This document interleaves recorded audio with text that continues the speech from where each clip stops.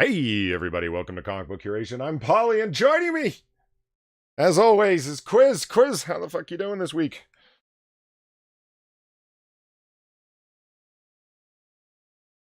Oh, very nice. Very nice. Playing with the man pigs. And rounding out the triumvirate of awesome, as always, is Jack from Bad Comic Reviews. Link in the description. Jack, how are you? I'm good. How you doing? I'm confused and dismayed. You haven't been drinking. Well, drinking's not supposed to make you feel better. It's supposed to make you feel nothing. And it's not working. That's right. Yeah, it's going over the stories and stuff for this week. Like, you know, stuff that I wanted to talk about. It's all cancel culture and Marxists everywhere. And just like, this was supposed to be like, how is 2020 peak 2016? Oh, it's worse. They are quiet. Turn them up. All right. You're quiet. I don't hear Quiz. All right. Uh-oh. Hello, can you hear me? Oh, you know what I think's going on? You guys are maxed out, but on OBS. But who's opening beer? I'm opening a cane sugar Coke. Oh, you son of a bitch. Yeah. Kosher Coke is delicious. I can't drink high fructose corn syrup. It's disgusting. There we go. All right. It's because I had the volume down so low on Chrome. Chrome is always a problem. It doesn't matter. You run it, problems start. Yeah, because Google's awful. Typical soapbox moment. Fuck Google and fuck YouTube. Fuck you, Susan. Okay, there we go. All right. I think everything's ready. Fuck, it's a perfect way to start this stream because there's no good stories for us to talk about. There's nothing to enthuse over. Nothing's working out. I just, oh man. That's not necessarily true. I have good news. Our show is Yes. We're here as a beacon in the darkness. We're comic fans. That is very true. When was the last episode? 2 or 3 weeks ago, Polly? I got a better question. What was the last episode of Noir Bar? Even longer ago than that, I think. It's consistency. I'm not good at I mean, this is for people who want to grow on YouTube, you know? I mean, it's just like, it's just, God. Let me tell you guys something. How do you How to what? How do we even grow on YouTube anymore? Everything's so complicated. Well, see, that's exactly what I was just about to start talking about. Okay. We're fucked on YouTube. Like the individual creator, like when Susan would Jackie or whatever the fuck, in that interview with, who was it, from ABC News? They said 50% of views are now constituted by people who upload content. That's me, that's you, that's PewDiePie, that's any individual creator, all the way to shill up to Faco, all of them. That's only 50% of the views on YouTube. Then 25% is legacy media content like news programs, hack late night comedians that they promote on the trending page and force through the algorithm. And the remaining 25% is music. So it's music, legacy content, and only 50% is individual creators uploading, and it's only going down, and that was her point. She said that's the way the things are going because you're forcing it that way, Susan Wojcicki. I like on purpose. It's becoming a smaller and smaller arena. The thing that blew my mind the most, like, Chad, if you don't know, there's these things called tags that you can tag your channel with and tag individual videos with. And there's supposed to be things that optimize you within the algorithm. So people that are searching for streams on comics, like this one, for example, that it will, these are the things that will bring you up in their searches. And it now says in Creator Studio that this is only for commonly misspelled words that might appear in your video title. So if somebody's like spelling like Polly, P-O-L-L-Y, or spelling Spider-Man without the hyphen or whatever, right? That you can identify it this way. It says explicitly, this will not help people find your videos or content. They actually removed tags from the algorithm process. There really isn't a point to doing it anymore. So then how do you even do anything on YouTube? You already are big to begin with. That's how. Yeah. Doesn't promote the small guy. It only promotes the big guy. So in terms of if you guys want to help us out the most, word of mouth. Spread it around to your friends. Talk to your friends about how great we are, if we are. If we're not, don't share it around. It's perfectly fine. But yeah, it's that's probably the best way to do it, because the actual system probably won't help. Yeah, no kidding. I mean, and a supportive audience is the only way that things happen anymore. Like Evolved Potato being supportive by putting our Streamlabs links in chat. Greatly appreciated. Thank you. But Always. But I mean, that's the self-promotion and a supportive audience that promotes you, because there's no way to get anywhere anymore. This is, it's so sad. And the purge just happened this past weekend. Whole bunch of subs gone for. I had no idea how many Russian bots subscribed to my channel. I was surprised to find out. Knowing is half the Yeah. battle. Yeah, Joe. And you got poor Omegon losing like 400 Russian bots that were subbed to his channel, or real channels, or channels that were dead. What? I don't understand. You want a good laugh? Go look at Philly D on Social Blade. Wednesday before last, 1.8 billion views negative. Yeah. Wow. 1.8. That's billion with a B. How the fuck? Like, what? Did you private or delete half your content? Shilly? Probably. What?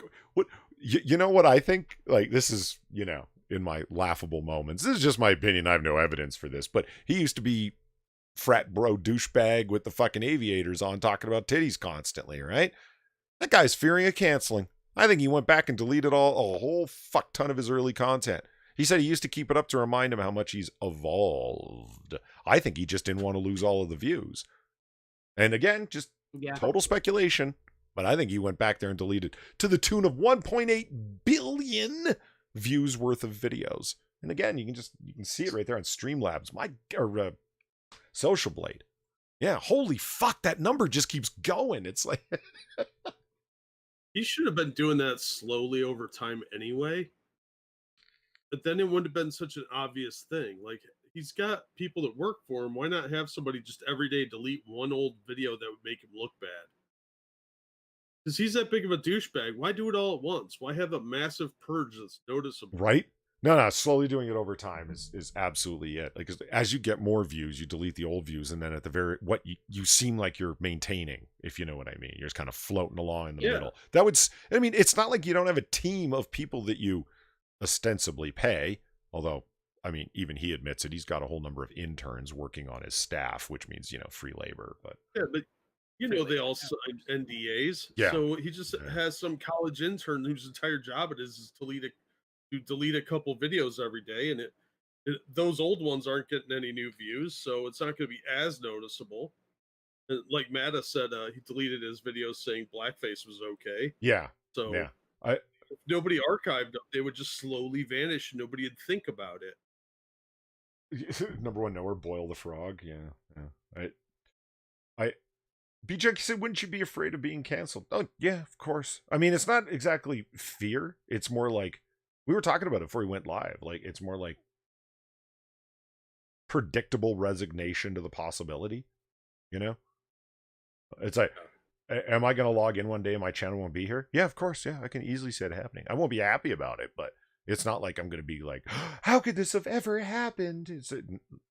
How could this happen? little, and you'll know on Twitter, assuming I don't get canceled over there too. I'll just put up that video of the guy playing My Heart Will Go On with the recorder very, very badly, and it'll be, well, it happened. Right. Ginger Snap says, hey, Polly, my oldest video is 3 years old. Yeah, I don't think I have a video that's 3 years old yet. Go and find me on DLive, guys. No, you ain't go find me on that fucking Mary Kay multi-level marketing shiltastic fucking. Ugh. Yeah, D Live was not a scam. It was an obvious internal economy from day one that was only meant to pay out the people that invested in the beginning, hence multi-level marketing. I'm not saying there isn't an Yeah. advantage to getting involved with it, but it has to be a strategic involvement. It's not like you're gonna explode over there or something, you know? Go viral. Well, Billy D's been on for what, 10 years? Oh, if not longer. I keep telling that joke that like the first video on YouTube is famously a day at the zoo, and the second video was Philly. You know, but Yeah, well, so if his newest or his oldest video is 3 years old, he's deleted a shitload of content. oh, Ginger Snap. Oh, I misread what Ginger. I thought Ginger Snap was saying the oldest video that Ginger Snap uploaded was 3 years old. The oldest video that Philly D has is okay. I misunderstood. Yeah, there's your fuck ton of content. That guy's been on forever in a day. Motherfucker. See, if you erase the past, you've always been at war with Oceania. True. True. Well, we're seeing more and more of that. I mean, if you just delete a digital thing, it may as well never have existed if nobody backed it up. Hey, wait, we're at war with Oceania? I mean, we know we give the Australians a lot of shit, but Well, come they're, on. they're too awesome. That's the problem. It's a 1984 reference quiz. I Oh, got okay. it. Okay, okay. I was about to say, go Yeah, go read I 84, feel man. bad for Bianca. I know Bianca's getting hit all the time for this crap. I've seen your videos. I'm subscribed to you, and I'm surprised they let you on. You gotta keep dressing up those words, man, because what you say is edgy. So yeah, keep it up. Doing some good work. There's the point in terms of the removal of the profitability of it is clear. Have you noticed, Jack, how more often you unintentionally exceed your whatchamacallit quotas with Streamlabs? That you can't log into Streamlabs because Streamlabs has exhausted YouTube's access for the day? I've never had that come up. We talked about it. Another way. You're the one who told me about it originally. Yeah. It's just like, yeah, I tried logging in and like you don't have access to it. Oh, it does it on the app, but not on the browser. Oh, it did it to me on the browser the other day. Yeah. Yeah. Really? On Cocktail Hour over on Weebo Jones's channel. Neither of us could log into our Streamlabs. It says Wow. wait till 11:59 p.m. Pacific time to do it because we've exhausted our. If I were you, and my point in bringing it up is, if I were YouTube, I'd shut that shit off. I would want people super chatting and channel memberships because there's our cut. Like Streamlabs is a brilliant piece of capitalism. There's shit's too expensive over there. How about multi-platform, be you on Twitch or Twitter or wherever, people can Streamlabs you that way. You know, that's a brilliant fucking move. And and YouTube's like, well, no. We're not getting our 30% cut of that. Fuck that noise. And we're not able to hold the money from you for 30 to 60 days, more like 60. And then if we delete your channel, we get to keep all your money. And I mean, they love that. They do. Oh, yeah. That's Sinatra. Mm-hmm. I've slowly and steadily come to realize that Google is the worst. Yeah, never ever if any of you guys can ever avoid it, give Google money. Just don't do it. Well, especially since they're monetizing the shit out of your identity and personal information anyway. And it's like, and you need more money? Oh, God, fuck you. I've read your terms of service. What the hell was I talking about the other day and all of a sudden ads were popping up for it? Because I was talking about it in Chrome in a Hangout and all of a sudden ads are coming up for it for me. And it's like, you were fucking listening. You have voice recognition software that was fucking listening to what it's. Skynet is always listening. Well, let's put it this way, Polly. I absolutely agree with that, because one of the things that I remember I was talking with you in on a we were not even live. It was just you and I hanging out in a Google Hangout talking, right? One of the things I said is I wanted to get a steady cam for right. I remember that. Yeah. Doing mini stuff. Yeah. Guess what kind of ads are now popping up on my YouTube? Cooking equipment. Yeah. Fuck you, Google. Okay, this is I will say it to the nth degree and then keep saying it until every single person robs you of all of your money that you have unduly earned in massive sarcasm quotes. Fuck you, YouTube. Look, their motto used to be "Don't be evil," but they've transcended that to "Do good," which sounds more 1984. Yeah. Michael Hatfield says that is such BS. Even if a channel's deleted, they should be able to keep the cache. Yeah, that seems obvious on the face of it, Michael. I hear you, but their explanation is it's excuse me. Fuck, God, I'm a disgusting man today. If more so than most other days, it's credit in your account. It's not money that the terms of service make that clear. It's not like they're doing something that your, full air quotes here, contract didn't make clear from the beginning, like in all of the legalese. It's just credit in your account. And if your account gets deleted, then those credits are never cashed out. It's never your money until it's cashed out. And it's like, wow, that's just such fuckery. I mean, there's an obvious implied thing. And I think ultimately you could probably fight them on that. Get, a few hundred people together that had it happen to them, a class action suit, and say that this is obviously violating the spirit of blah, blah, blah, and by such and such California state law, this isn't legal, and then pay lawyers hundreds of thousands of dollars to fight it out. You probably beat them on it, but, I mean, you really want to fight it out for 10 years over a few grand? They're willing to bet that you're not going to. Yeah. I always bring up the story of Tommy really... Sotomayor. 28 grand in 1 month he lost. That's the highest number I've ever heard. Because Tommy does huge. But he's also got like 30 channels because he keeps getting flagged for hate speech by a bunch of trolls, a bunch of people that really hate his guts. There are channels on YouTube that are exclusively dedicated to fuck Tommy Sotomayor. Like all day. That's all the content that they have is directed at. I mean, Bering thinks he's got problems with Christy Winters, which he does, so does Sargon, with her. Like they've got their haters, but nothing like what Tommy Sotomayor deals with. I mean, and so, yeah, one of his main channels, it was TNN, like Tommy News Network is a joke, Raw, TNN Raw. The first channel he had, that many super chats came through totaling $28,000. Channel was canceled because of repeated flaggings for hate speech. Boom. None of that money. It's really weird.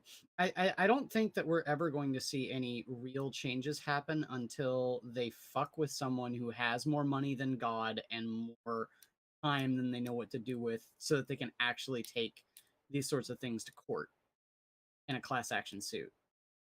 Or a really, really bored lawyer that wants to flex his legalese muscles.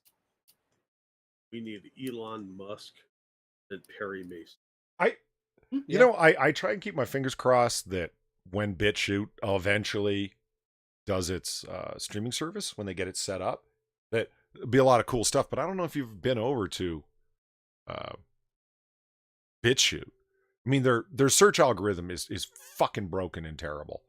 It's easily the worst feature. I like the interface over on BitChute. A lot of people complain about it. No, I like it. I like the look of it. But their search function is so fucked. And holy Christ, are there a lot of 1488ers over there. It's like Gab. They always go over the platforms. Right? Like and it, to me, that reveals a lot. It's like, why would a whole bunch of TradCon and 1488ers, which are not the same thing, but why would they all end up in the same place?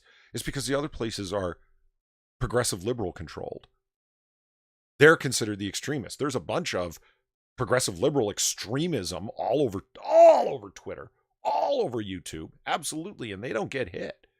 That's because there's a permissiveness to them on those platforms. And so, yeah, the extreme of the other side ends up filtering off, like you said, Jack, to the alt platforms. And it's like, I'm over on BitChute. Like, how long is it? Remember when Discord was declared a haven for the alt-right? Mm-hmm. It's like, okay. It's like, well, this guy had a Discord. Yeah, he probably also had a Yahoo Mail. What's your fucking point? I say Discords are free. They're a free communication device. So why wouldn't they? Yeah. Have you heard of Brighteon? Can't say so. No, I don't think so. It's another video streaming service that's up and coming. Styx talks about it on one of his videos. It's BRIGHTEON. I never heard of it before, but I'm gonna look at that one too. I mean, I get interested. I'm not gonna say excited. I get very interested in certain new platforms. Parler was one of them, and then I looked into it. And Dev from Short Fat Otaku put up a video and showing like their terms of service, and you have to give them a phone number, and you can do the burner thing, and blah blah blah. And it's like nothing is ever as good as it looks. I'm almost wanting things to go in a paid service direction rather than turning your information into the product. If you know what I mean, because if the service is free, you're the product. It's very true. No one's setting up a service altruistically. That just doesn't happen. No. So how's the service free? Because they're monetizing your information. Okay, well then I don't like. Who likes parting with their money if they don't have to? Well, I don't know. At this point, I don't know. A paid model seems like not the worst idea. It'll certainly stop 8-year-old kids from having blue check marks on Twitter. Because where's the 8-year-old punk going to get the fucking $5 a month subscription fee from? You know, right? Well, obviously, mommy and daddy, but you know, the question is, mommy and daddy going to give them their credit card to do so? Oh, thank you, Mr. Scott, for the donation. Would you rather fight an alien, a ghost, or Bigfoot? Well, okay, let's go around the circle. If you mean alien like xenomorph, the answer is fuck no. But if you mean alien like one of them little 3-foot tall grays, yeah, you can snap them like a twig, so I'm not afraid of them. Graylien? Yeah, Graylien. Yeah, one of them. But I'm assuming you meant xenomorph, so I'm going to go, or a ghost. You can't hit it with anything because they're kind of like immaterial. I'm going to go with Bigfoot. I'm going to go with Bigfoot because I don't care how tall it is. I can take down a silverback with a fucking shotgun with slugs. Yeah, Bigfoot. You guys? I already clarified with him in chat what kind of alien, and he said whatever kind. Okay. So I voted I'd fight a porg.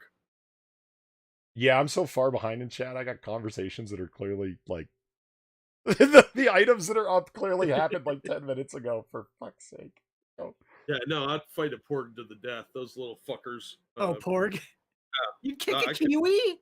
Oh. That's what you decided was the alien, a porg? Yeah. Why would you make it difficult?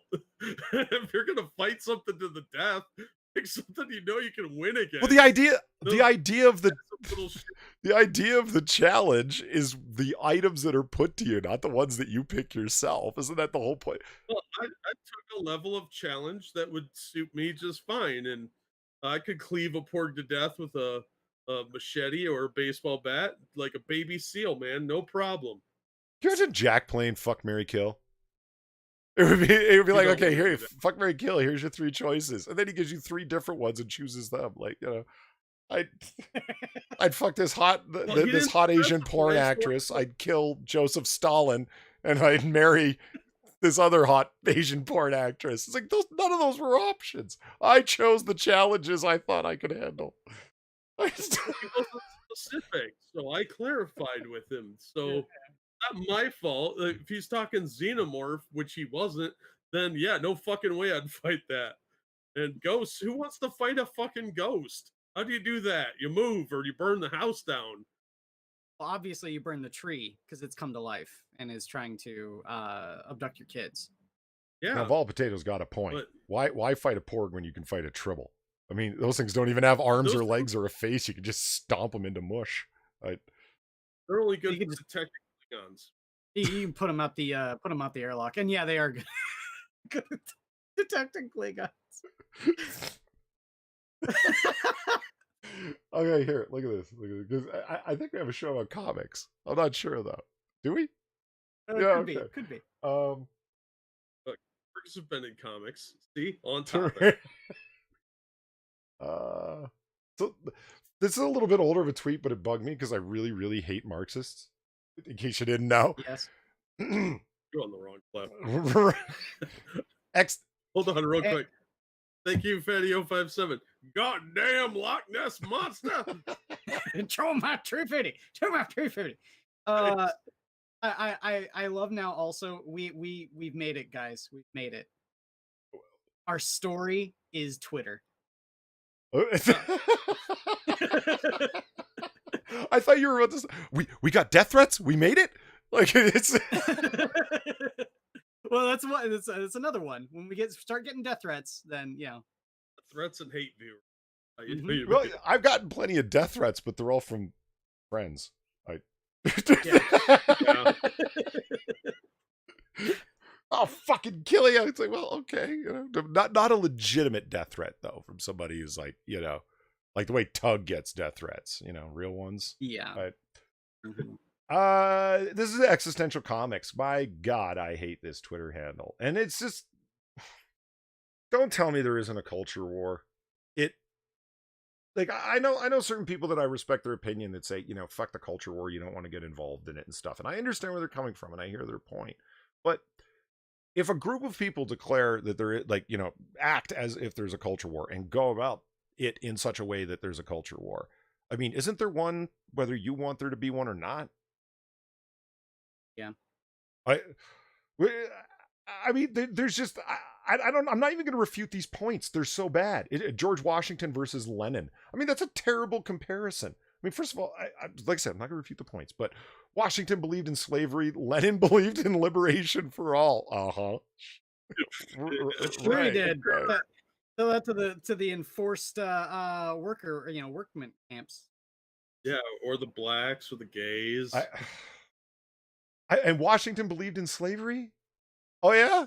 Okay. It's like, well, he owned slaves. And it's like, you're permissive of slavery in the current era because you don't have a problem with the X amount in fucking... Oh, shit. Hold on. Thank you very much. Ebony Williams? Oh, I haven't seen you in so long, Ebony. How you doing? That's good to see you're still around. I actually was thinking about her a number of times. I'm like, where's Ebony Williams been at? Okay, well, thank you very much for the $10. And you got the... sexy Jessica Alba taking a slug out of a bottle of liquor because I didn't turn the Noir Bar pop-ups off. But, nonetheless. Hello! Sorry I was gone for so long. Here's some money and expect some more. Oh, well, my. No, We're always glad to have you. Yeah, I mean, the donation is greatly appreciated. It helps keep the... But, yeah, you don't need to pay to come back. We're happy to have you here. Speaking of which, as Quiz was saying earlier, if you haven't already, a like helps. If you haven't already and you're enjoying the content, a subscription helps. And beyond that, just retweeting the tweet that we're going live, that kind of thing that contains the link to the episode and so forth and the thumbnail, retweeting that is a help like you guys don't understand because the algorithm isn't there anymore. It doesn't exist. The algorithm's like a unicorn centaur. Like, it's that mythical at this point. A unicorn centaur. So it'd be like The bottom half. No. I think about this because it's a funnier image if you have so it's got like the horse bottom, right, and then the man top with the arms, but he's got a big fucking horn coming out of his forehead.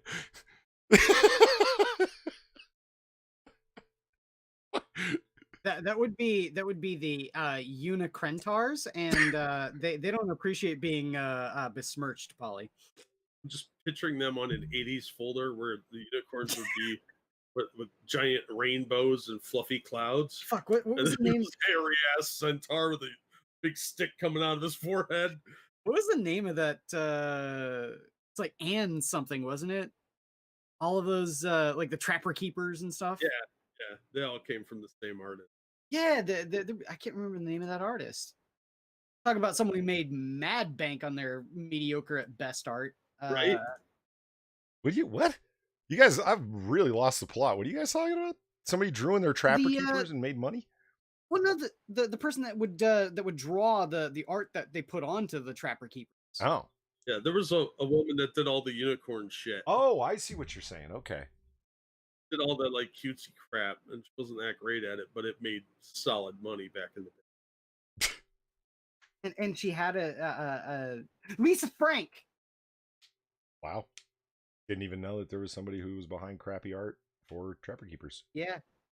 Well, yeah, she had a big old name, and it was plastered on all of the folders and the Trapper Keepers and all that kind of shit. And it was yeah. So right there, it says Cynical Lindsay. You mean Lisa Frank? Yep. Yeah. That's Ginger Snap and Cynical Lindsay both knew who that was. Uh-huh. Yeah, but So- anyway, we diverted. Yeah, we Let's so just- Washington believed women should serve Mhm. their husband. Lenin believed in total equality for women. right. Washington believed in indigenous genocide. Lenin believed in indigenous autonomy. Yeah, that's exactly how they treated the Mongols to the south, and all of the Balkan states, those indigenous people that lived there, they didn't affect their way of life at all. Yeah, nobody got starved in the Ukraine for not following directions. Look, first of all, existential comics is a pretentious as fuck name. Absolutely. How arrogant are you? Like, oh, it's existential. You won't understand it unless you were a sophomore in college. Oh God, you sicken me. Plus, your historical literacy is sad at best. Yeah, we got Groucho. I don't like. Because I follow Groucho Gamer, got him at the top, but it's a great line. It's like, I hope you didn't hurt yourself stretching that far. Yeah. Right? Gonna pull some fat because I doubt he's got. Pop a like on that. And the like happened. Welcome to Polly's Potato. Okay. So I just had to bring that up because it's like, don't tell me a culture war isn't going on, because those are literally our comics that come out. They're not about existentialism. They're really about Marxism, because apparently existential thinkers, like even proto-existentialists like Hegel and so forth, and Sartre, they're all commies. It's like, yeah, sure, commies. Why not? Let's go with that.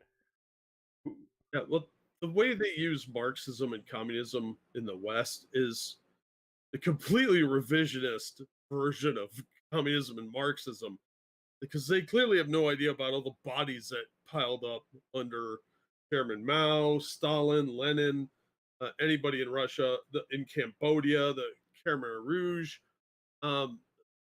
Communism is soaked in blood, but you get this utopian bullshit view of it here. It's sad. So No, you are not remotely wrong. It's I've said it before. I don't want to return to a red scare, but would a red fright be so bad? Right, just a little, red boogeyman. A red startle, if you will. It's yeah. I think a nice exchange program in Venezuela should be in order. right. You know what? An exchange program. This is not a bad idea, because you know what would happen? The person that you brought here from the communist country would not want to leave. And the person that you sent down to the communist country would be like, oh my God, can I please come back? I mean, invariably. Probably dead. But that's why I'm voting for doing that with Hong Kong. We could trade most of Portland for it.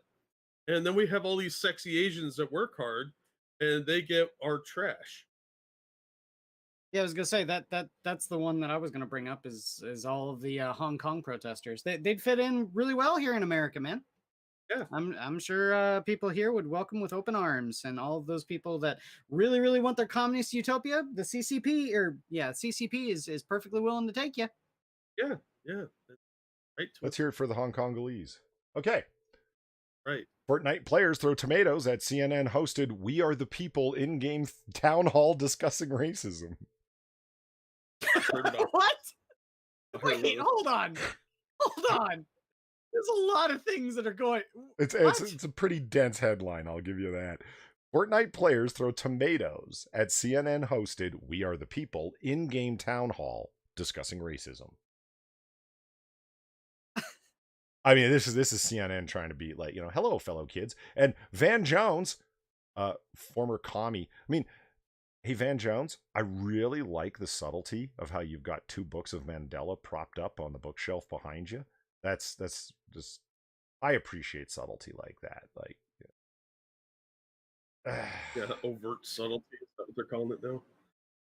So, Barack Obama's green energy expert that got fired after 18 months for spewing a bunch of racist shit on social media, who now goes around and promotes himself as a race expert and a former lawyer, even though he never passed the bar exam anywhere, from what I understand, and lived in a communist commune for a good while. So let's... That's who this guy is. Don't believe me. Look it up. That's who Van Jones is. Now he's like the celebrated superhero race master expert. You're a race hustler, dude. You're an Al Sharpton in training. In my opinion, it's not a bully stream. Not a No. bully stream. Fortnite players recently rejected a recent discussion on systemic racism hosted in-game by CNN political commentator Van Commie Jones. Many players either largely ignored the event or took to actively throwing virtual tomatoes at the screens displaying the video. On July 4th, better known as the American holiday of Independence Day, Jones hosted a digital edition of We the People as part of a, quote, series of conversations that advanced the dialogue around race in America with prominent BIPOC. I hate that so much. BIPOC? Black, indigenous, people of color. Wait, hold on. Not indigenous. Well, no, like it's the commas between those things. Black people, comma, indigenous people, comma, and, comma, people of color. Well, if that's the case, then everyone's a people of color. No, people of victim narrative. Think of it. Read it that way. People of non-caucasity. Well, why not just be honest and say non-Caucasians? That's what Zuby said. I remember his when Sargon of Akkad, when Carl Benjamin was interviewing Zuby. You know Zuby, right? Okay, Zuby's so cool. Let me interrupt you real quick. Thank you, Ebony Williams. Money for you as well. It's been a while. Well, thank you, Ebony. That's very generous of you. Appreciate it. Ebony. So the fuck, I totally broke my train of thought. What were we talking about? Yeah, Zuby. Yeah, he's like, what's the point in? He goes, why do we have this phrase, people of color? Like, what does that even mean? Like, you want to call me black, African descent, whatever? He goes, like, really, I'm British, like African, British, whatever. He's a person of color. He goes, just say not white, because that's what that means. It's like it's taking everybody on the earth and putting them in one group, and then taking one group, white people, and putting them in another category. That's all you mean. So why do we even have this phrase? And I'm like, yeah, because there's an advantage to it is the obvious answer. Advantage. Yeah. With prominent BIPOC voices in business, sports, media, music, and entertainment. The event was conceptualized by Opus United, a self-described multidisciplined high-performing collective of strategists, creatives, executives, athletes, and entertainers who know how to power world-class brands. Wow. Wow. Someone's really fluffing their resume on that one. Holy shit, that's just words on dice rolled and then put in that order they came up. I mean, holy shit. They claim their focus is helping, quote, white corporate America to take a stand against the racial injustice and anti-black prejudice built into the very foundation of America. Oh, fuck off. Jones was joined in this conversation by several other prominent activists, including rapper Killer Mike. Oh, I'm sure he got along with Killer Mike real well. Those guys don't have very many opinions in common. Former editor-in-chief of Teen Vogue, Ellen Weltworth. Why is Teen Vogue? The Atlantic writer Jamel Hill and hip-hop artist Lil Baby. Look at Jamel Hill, professional race hustler, professional aggrieved, angry, outraged person who... Dude, have you read Teen Vogue lately? Oh, yeah, it's commie propaganda, like hardcore. It weirdly so, like Teen Vogue. Really? It's like, yeah, well, it's the only place they would let us take over. So, bigger magazines are next. Like, they're like locusts, man. It's yeah. Twitter used Maximum FBR to wrote, bro, they're actually throwing tomatoes. Yes, look at this. I love it so much. Fuck you, Van Jones. I'm going to come into your game system and I'm going to tell you about how racist you all are. Well, fuck off. This is not part of the game and we don't want to fucking hear you, and we're here to play Fortnite and Battle Royale gaming environments. No, you need to listen to our politics. Yeah, but I don't want to. Oh, so you're a bigot. Okay, I don't respect Fortnite at all, but I respect the players who did. The event was hosted in the game's Party Royale mode, which removes the ability to build or eliminate other players, with the tomatoes being provided exclusively in this mode by in-game vending machines. Hold on. The inability to build or eliminate players, then what's the point? I don't know Fortnite well enough. Like, it very well could be eliminate players like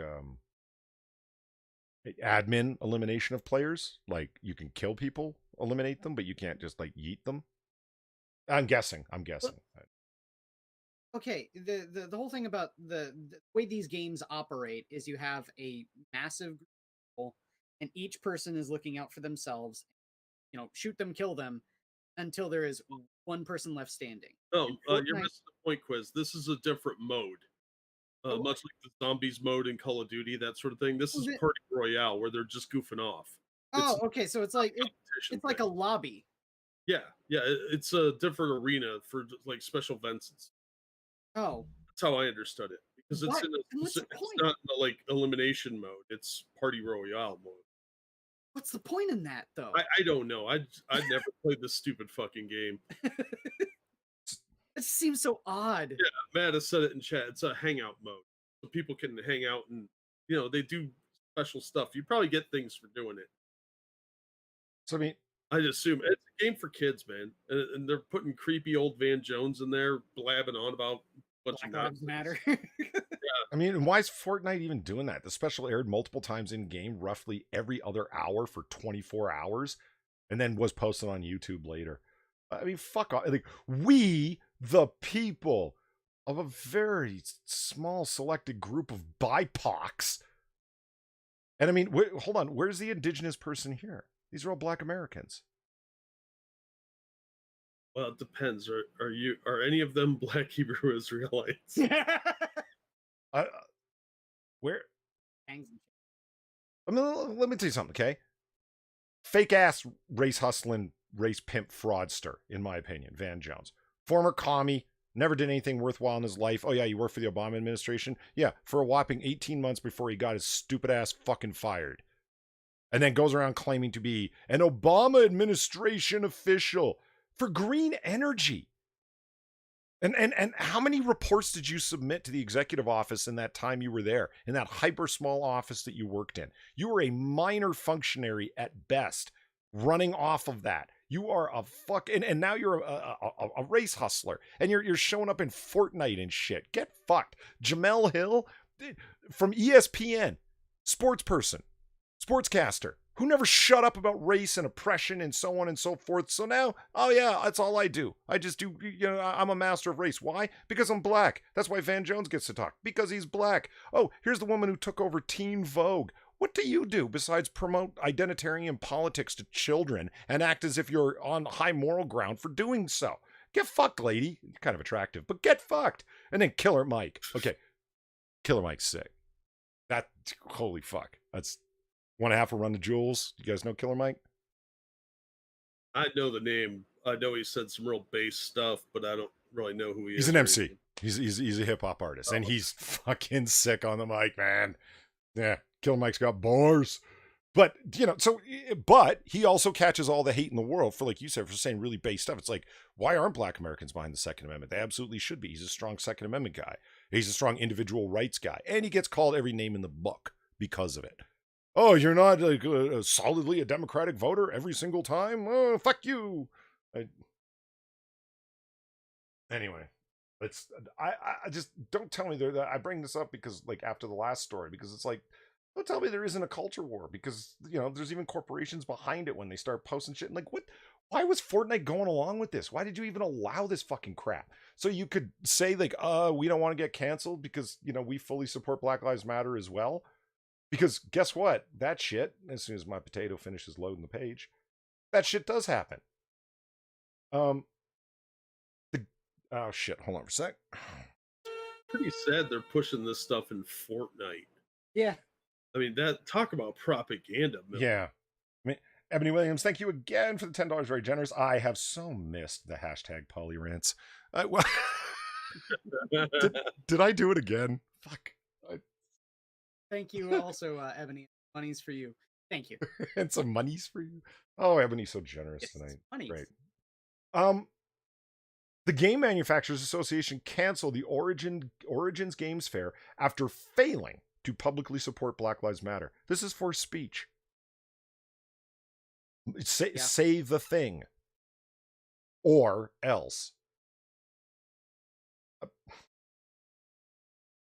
It wasn't like the one time where we were watching a crime documentary and the lady said, "We live in a society," and we all lost our shit saying, "Ah, she said the thing." This is say the thing. Yeah. Say the thing, or we're going to cancel you. Well, and I think we're going to see more of this. It's sad too. Origins is a great convention. I've been there many, many times. It's sad they're getting canceled over this because they didn't want to be political and they tried to stay out of it for once. It's sick and it's a real sad thing. Yeah, this was an online thing, really, but having the GMA Gamma but break out of this, no, that hurts them considerably. It's- Origins, does that have anything to do with the company Origin?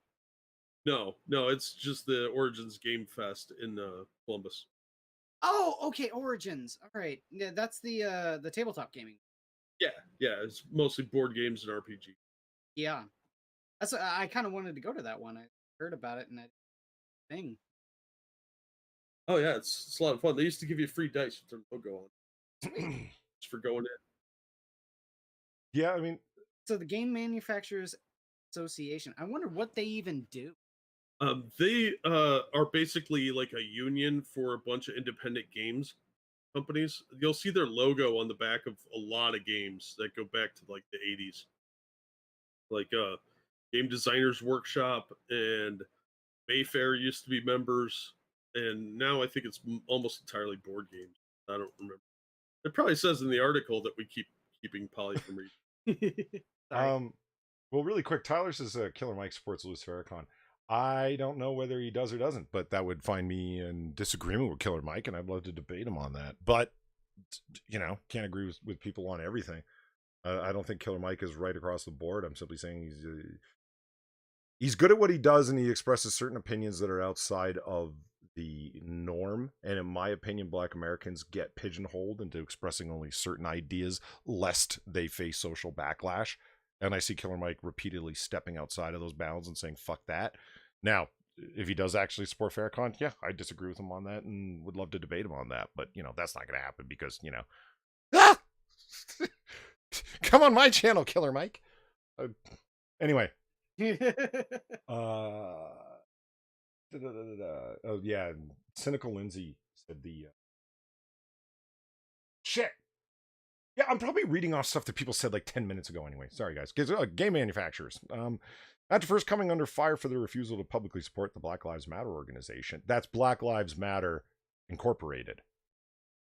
Not the movement. I mean, who's going to go out there other than Richard Spencer and argue that Black lives don't matter? Who's going to do that? Everyone agrees with that. It's right. You fucking Marxists taking millions of dollars, 30 million from George Soros alone, running a corporation to do what exactly? Well, to fight social injustice. How? By doing what? I mean, you guys are receiving millions and millions and millions of dollars, and no one's actually even certain what you're doing, and you're a literal incorporated company. And it's like, well, don't you, what, you think Black lives don't matter? No, these are separate issues. This is like name appropriation for, people saying, oh yeah, police brutality is wrong. Did anyone say police brutality was right? You know what I mean? Like, it's a shell game. So anyway, the Black Lives Matter organization Incorporated, which resulted in a mass of exhibitors withdrawing in protest from the upcoming online convention. Oh, right. They had an online convention because the main one was canceled due to COVID. So they all withdrew from their virtual one in anger. Gotcha. Hey, Origin Games, I notice you have not made a Black Lives Matter statement. Also, a bunch of people are no longer working on Origins Online. What's up with that? Like, I mean, are you woke or what? I agree to be on 3 separate panels for Origins Games with a diverse group of presenters and panelists. Now, many POC have withdrawn over the Gamma Online refusal to say that Black Lives Matter. I stand in solidarity and won't do Origins Online without them. Say the thing. Or else. The refusal to say that Black Lives Matter. Notice the tendency to repeatedly capitalize black. Like, yeah, that's a new thing going on. Oh yeah. It does not get more obviously identitarian than that. because Well, did you see Washington Post is capitalizing black and brown, but not yeah. white? Oh yes, I did. It blows my mind. You guys are. I was just I went and looked at Elizabeth Hargrave's contributions to the gaming world, and I found that she has a couple of games called Wingspan, Tussie Mussy, and Mariposa. You won't be missed, lady. You have 4 titles, and none of which I've ever heard of.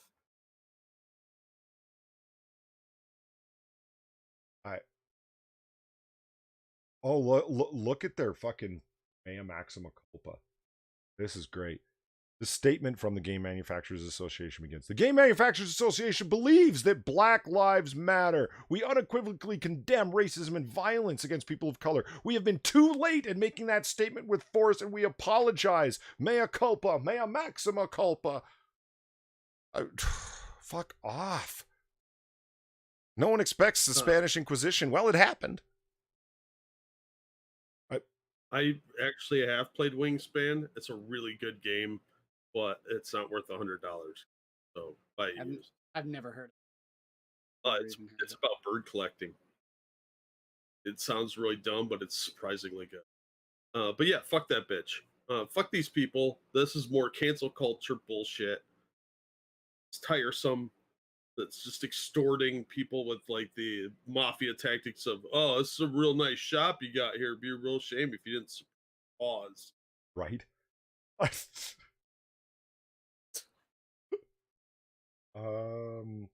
Okay, Cynical Lindsay's like, wait, what did I say? Who are you? Do you need something? Who are you people? How'd you get in my room?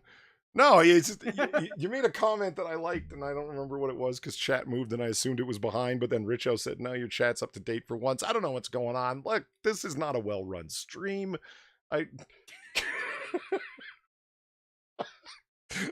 I pretend otherwise? Do I? We're here to be amusing, not professional. Okay, and speaking of a story that's just for amusement, Johnny Depp claims Amber Heard's alleged bed defecation solidified decision to divorce. As libel trial against UK tabloid The Sun begins right after they robbed the train. Hold on. Amber Heard shat the bed? Literally shat the bed? Wait, was this a sex game? I don't even care. I honestly don't even care about this story. I just love that they both look like they robbed a train. I love it. It's great. I care more about the fact that this is a claim about Amber Heard shitting in a bed. I guess. And when I first read it, I was like, her feces solidified in the bed? Like, what? How long were they there? And I had to read it a few times to get a sense of what. Oh my god. Not smell that? Was it just like a poo that got kicked to the bottom? Like, how did that happen? Change your sheets. Oh, called a harmless prank. Just a prank. He's just shit in the bed. It's just a prank. I didn't even read the story. There it is. Yeah, it's like what I shot. Like you shit the bed is supposed to be a metaphor for you fucked up real bad, right? It's like, no, this woman's actually dropping trow and squeezing one out in her own bed just to like, Johnny will find it. This will be hilarious. Now, quick, we got to catch up with the Wells Fargo train. Let's go. I'm going to thank Cynical Lindsay now for referring to her as Amber Heard because that's... Oh, excuse me. Jesus. Yeah, I seriously, there's no content with this story that I care about. It's just like the way they look, the headline. That's enough. I mean, is there anything else that's needed? I don't think so.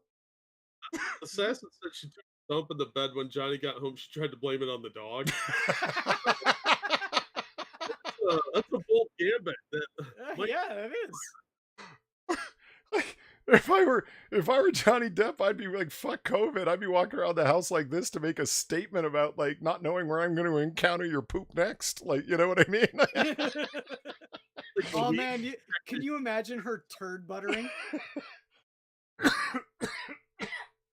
Oh my god, that's disgusting. Like how is okay, like depraved Hollywood, I guess, but just damn. Like how are you ever supposed to look at her as a sexy woman again? Like you and Two Girls One Cup comes to mind before a sexy Aquaman lady, you know? Yeah. And I mean, talk about an ugly divorce proceeding. Like I know the Amber Heard, Johnny Depp, like stuff has been really goddamn ugly, and their business has been dragged out in the street and so on and so forth. And the whole thing's really awful. But I mean, when it gets to the point of, oh yeah, well she's shit in the bed once. Like imagine the lawyers, like Johnny Depp's lawyers, going, wait, what? Like really? Yeah. Oh fuck, we got to get this out in the media. Jesus Christ. That's one way to smear her. Boo. Boo. Cynical Lindsay dropped a link to a Twitter thing from somebody named Pat Brown. And it says, Johnny Depp claims Amber Heard is a narcissist and a pathological liar. I can't say whether he's right, but I spent half an hour with her in a green room in New York City years ago, and I knew whoever she hooked up with would be in big trouble. Dude, we've all met that chick. I mean, oh, worse. Worse, Assassin says she took the dump on his side of the bed. That's just rude. Like, Ham and Bean says it's old news if you watch Yellow Flash videos. Yeah, I know. Yellow Flash and Tug are really up to date on all the Amber Heard, Johnny Depp stuff, and like I mean, they're all about Poopgate, but it or whatever. I don't know. I frankly says it best. One girl, one bed, one food. Sounds like a movie. Again, I'm not trying to present this as fresh news. I watch a lot of westerns, and I can't believe these two look like the James boys, and so I just find that endlessly entertaining. I mean, look at these two. Like they're not even close to medical masks. I mean, it's is this Poop Gate or the Poop Bandit? the turd burglar. That's who she is. She's yes, she's the turd burglar. That's our thing. Let it be known. Comment with Curation, turd burglar. That's been around for a while, but we're still claiming it. I still want to claim it. I've never heard it before. Okay, let's talk about something less frivolous. I mean, it's not frivolous to Johnny. I feel for him in this situation, like in a big way. Yeah. And Amber Heard is coming across like the psycho bitch more and more. But I'm sorry, this situation is just worth laughing over. Oh yeah, funny. Waiting for the page to load. As you guys can see as we sit around, and my eyes have seen the coming of the glory of the Lord. They are trampling out. I don't know. That's the first song that came to mind. I don't know why. The Battle Hymn of the Republic was the first song that jumped into your mind. I don't apologize for my patriotism, sir. I did. No, that throws me. Wow. Alrighty. Well, I guess we're gonna go fight them treacherous Southerners. Well, you know what the second song that came to mind while I was sitting there beating out those lyrics? The theme to Gummy Bears. Bouncing here and there and everywhere. High adventure that's beyond compare. They are the gum. You know. Yes. So, that's. Does that seem less weird to you?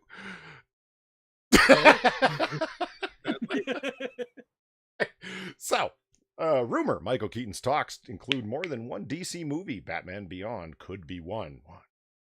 I'm so excited about this. Dude. This would be so cool. This would be just old man Bruce Wayne for Batman Beyond with fucking Michael Keaton. Hell yeah. Yeah, absolutely. I've been saying that for a while, man. He should absolutely be in Batman Beyond. Yeah. Like it's just this is so right. You know what I mean? The moment I heard this the first time, I was like, this is great. Michael Keaton. As long as the casting for McGinnis is not some Shia LaBeouf knockoff, I'll be fine with it. Yeah, I'd say that was where I was going to go with that. Is so long as the Terry McGinnis casting is not going to be garbage. Michael Keaton, strange as it sounds, is reportedly having discussions with Warner Brothers about returning to Batman. That doesn't sound strange.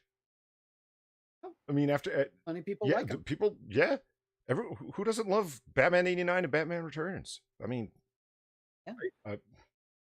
Burt and Batman defined a generation. That may not be the end of the story, though. A new scoop from The Fly in the Ointment, Mike Stutton suggests more roles could be on the table, including one Keaton rumored for not too long ago, and many want to see him in old Bruce Wayne in a Batman Beyond movie.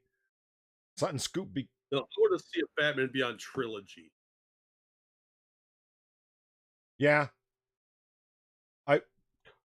Okay, let's see. The clip itself is when the Hollywood trades revealed that Michael Keaton was in talks to reprise his role as Bruce Wayne in the upcoming Flash theatrical film and possibly other roles in the DCEU.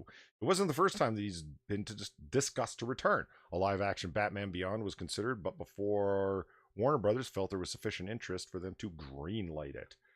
It continues and says AT&T changed their tune in the name of 90s nostalgia, Dark Knight properties, and content for HBO Max.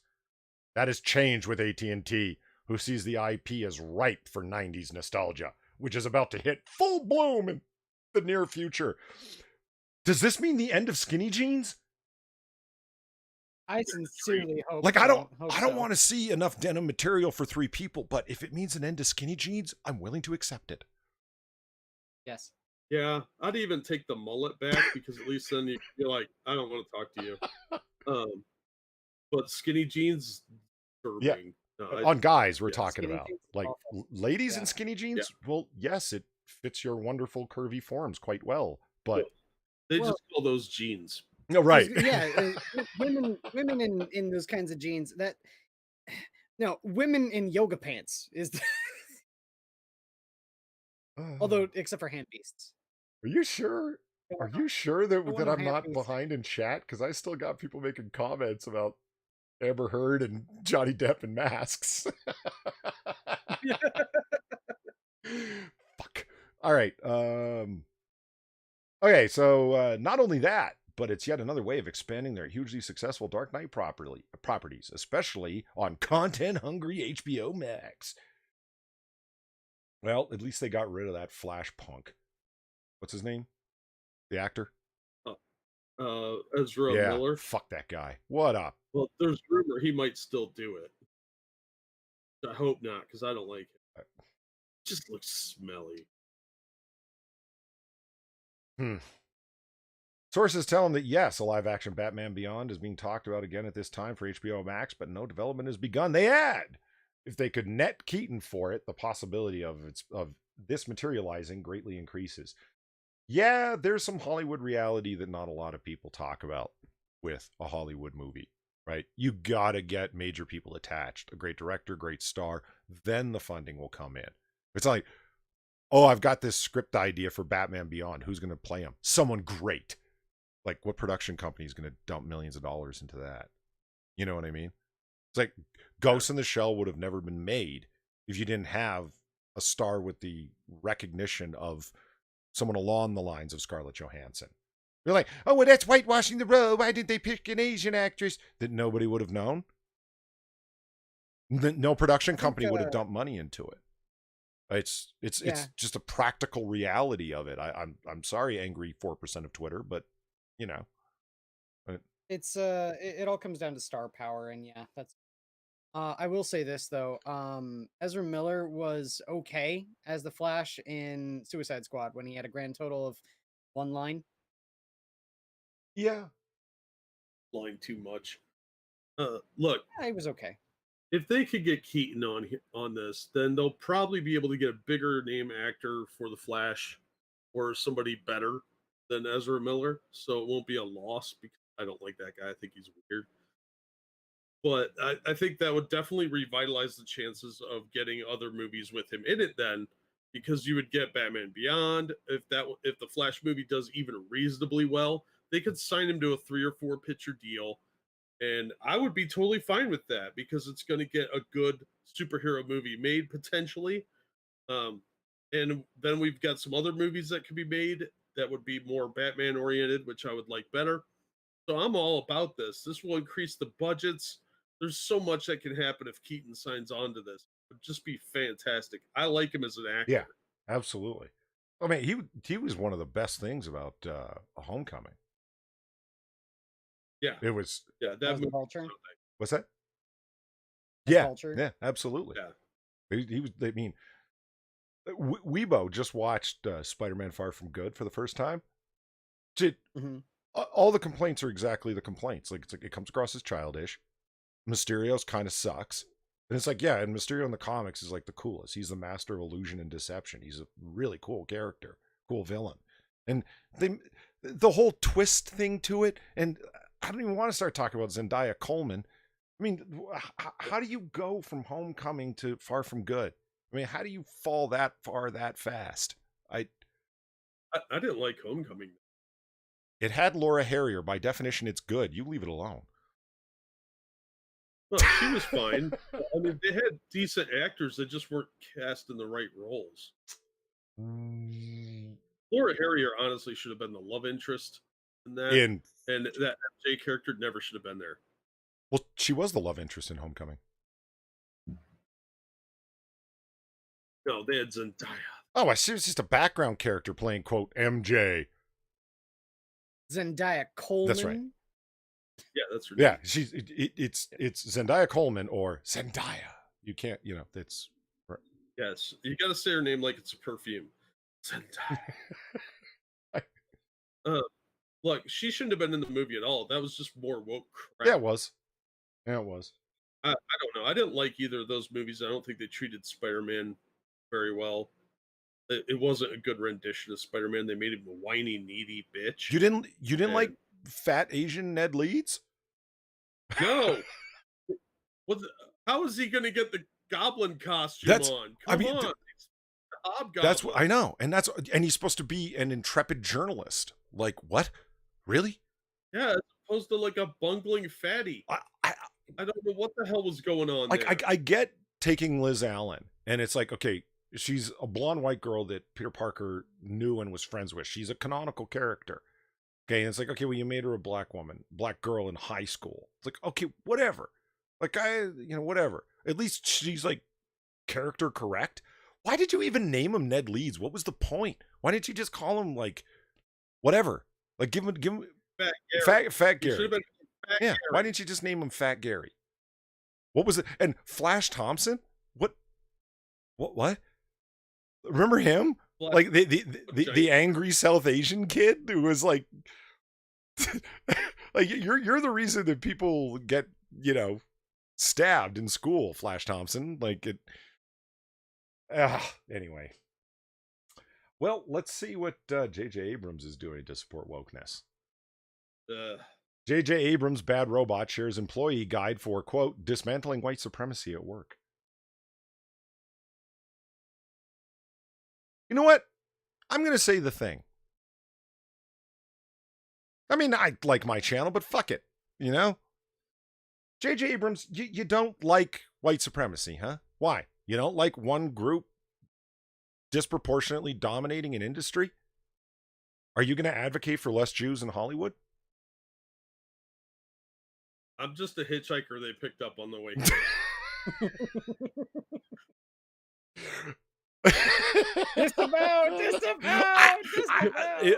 It was literally just a question because it's based in dominance. So you're talking about dominance of skin color, not ethnicity.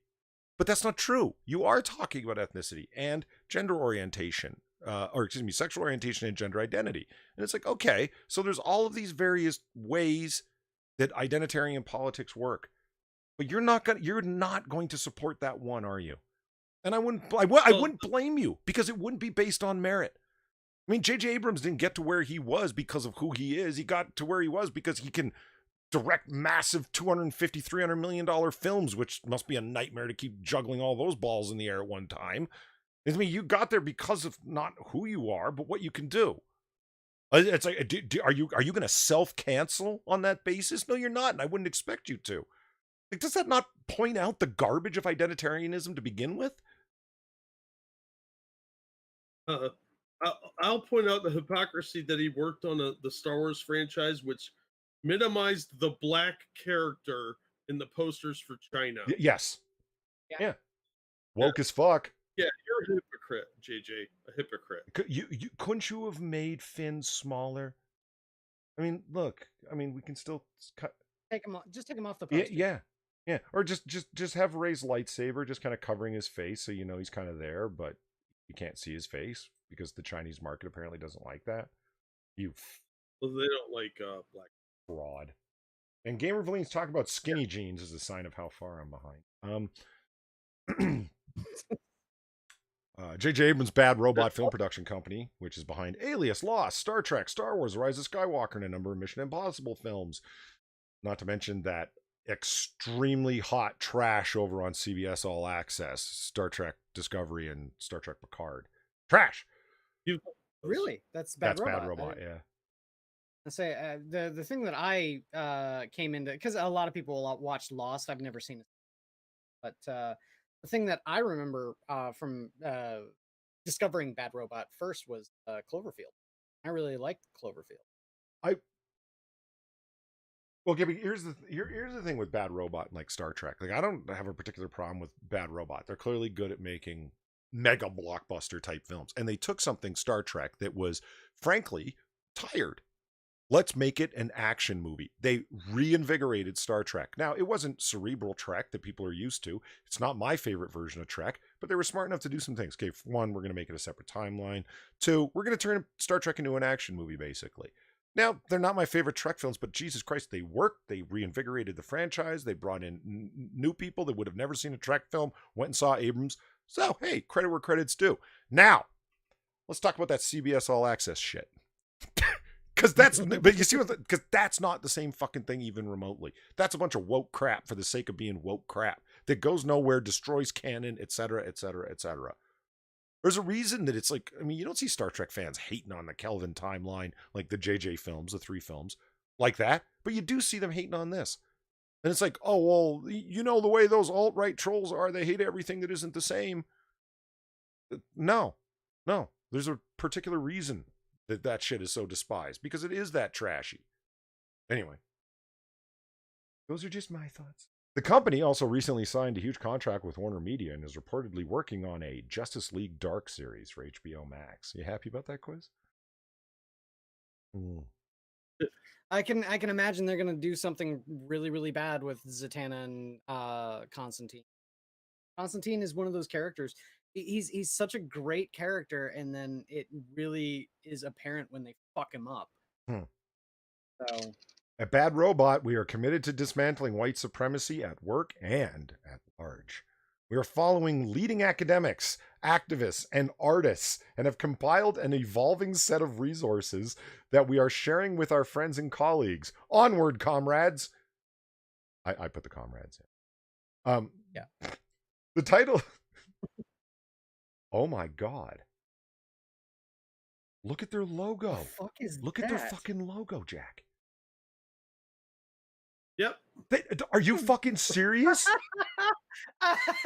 The people who like legitimately like Black Lives Matter and all that, especially the holdovers from Black Panthers, they should be insulted by that. Like, that is, how could that not intentionally be communist iconography?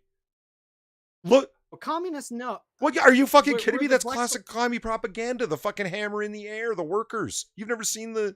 That's not a hammer. That's supposed to be a fist. It's the robot fist. It's a yeah, robot that's the fist. point, obviously. It's the solidarity fist. It's communist iconography. Is that communist? I remember that seeing that from like the Black Okay, Panthers. Yeah, they adopted it from the Communist Party. It's all right. And I mean, yes, it's the robot hand, Bad Robot, right? I get that, but it's like workers of the world. It's like, yeah, commie propaganda. Absolutely. Like, it's I mean, that was jaw-dropping. White supremacy guide to dismantling white supremacy at work through communism. Like, what the fuck? The title page provides.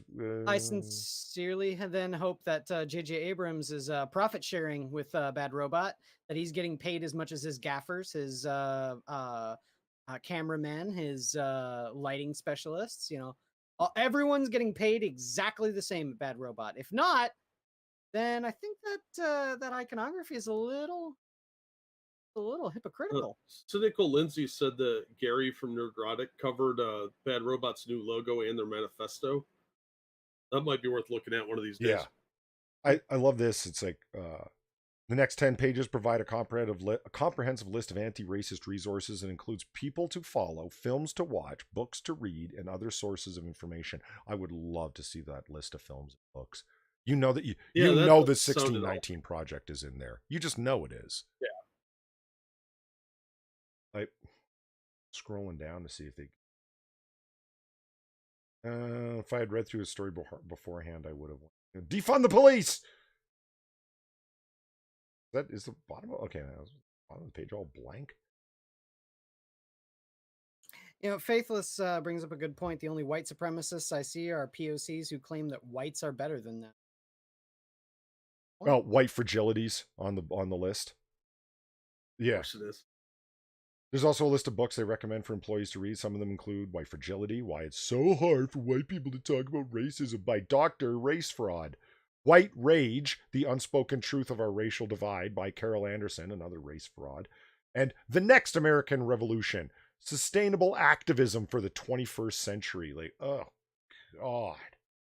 Commie crap. Get fucked. Step 1 is acknowledge history. Mea culpa. State-sanctioned violence against black people capitalized.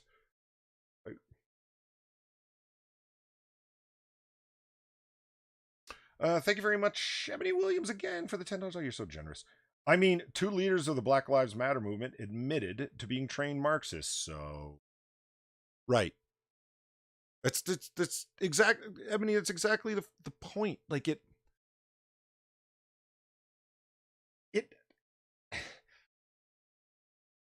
black people as a demographic want an end to police violence, yes. I mean, anyone could take a guess. You didn't need to take a poll for that, right? But the polls show that that's the case, yes. Black people as a group tend to be very religious, like religiously conservative.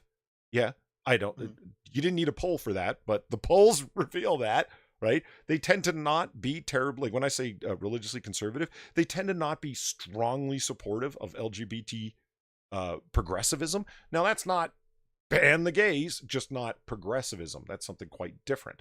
Right? What they are not as a group in favor of, the polls show, is Marxism, anti-capitalism, etc. But then the Black Lives Matter movement, like Ebony points out, it's like, oh, we're trained Marxists and we speak on behalf of like the tens of millions of black people in this country. Who appointed you? You appointed yourself, and then a whole bunch of scared, looking for woke point corporations flooded money to you to promote your propaganda as if you're speaking on behalf of tens of millions of people who actually fundamentally don't agree with you on lots of things. And somebody does disagree with you, it's like, oh, so what are you saying? Black lives don't matter and police violence is okay? Oh, fuck off.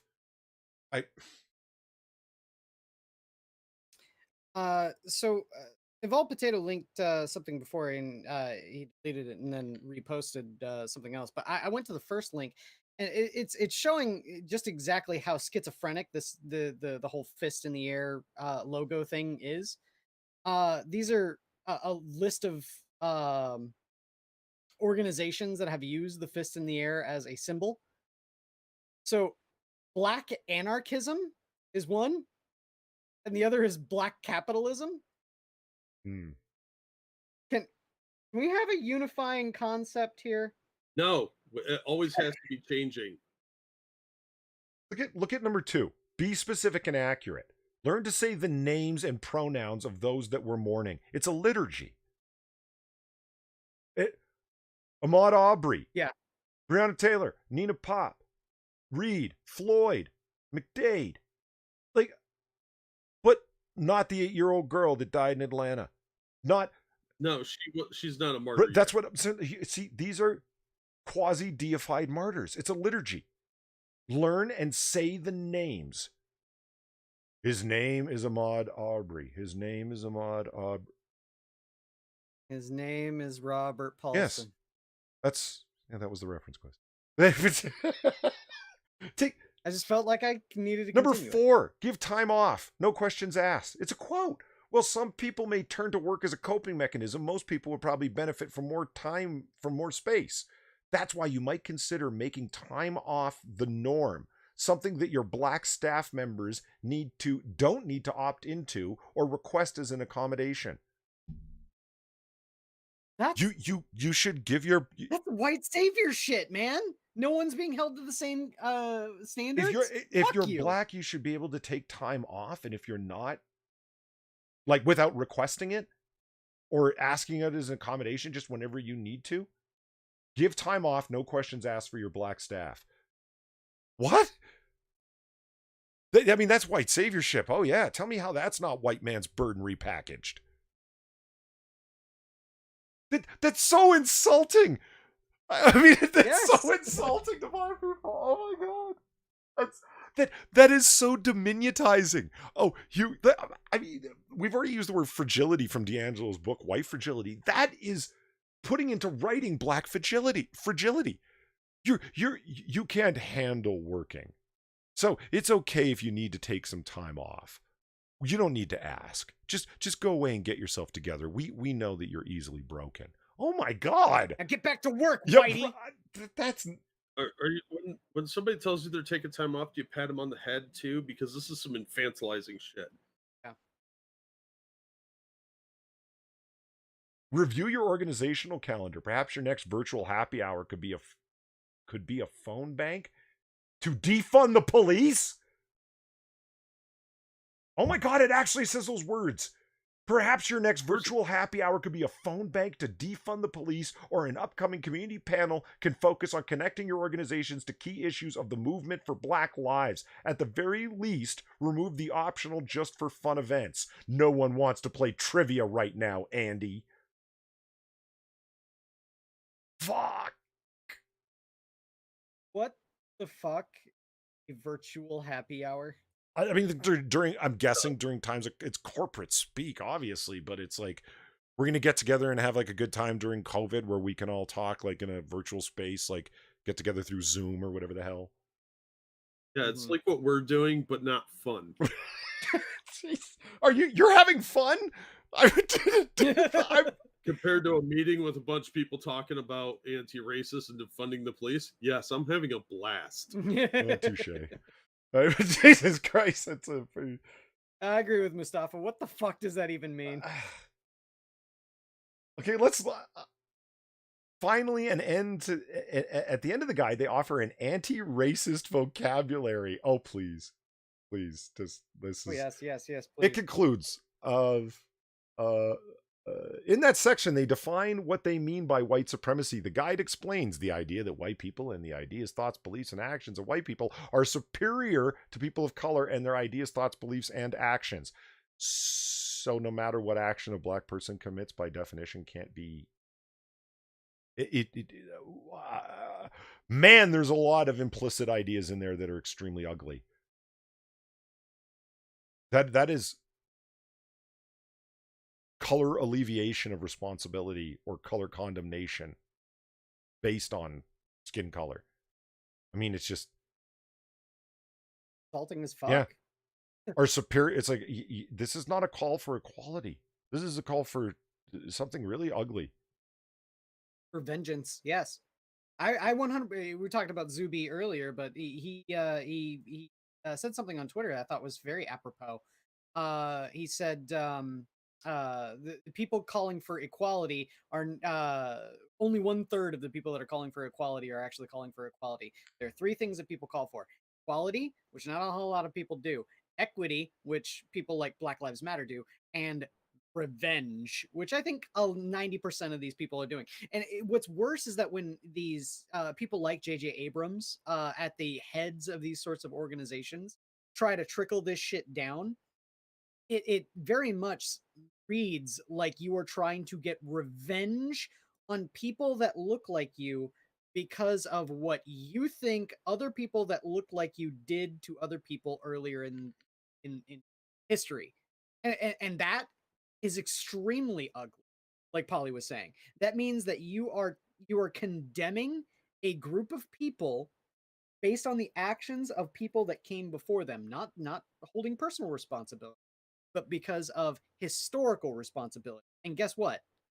Those people are not responsible for those actions. You are literally condemning someone for the sins of the father. And fuck you for doing so. We rightly rebuke religions that do that, and we should be rightly rebuking you.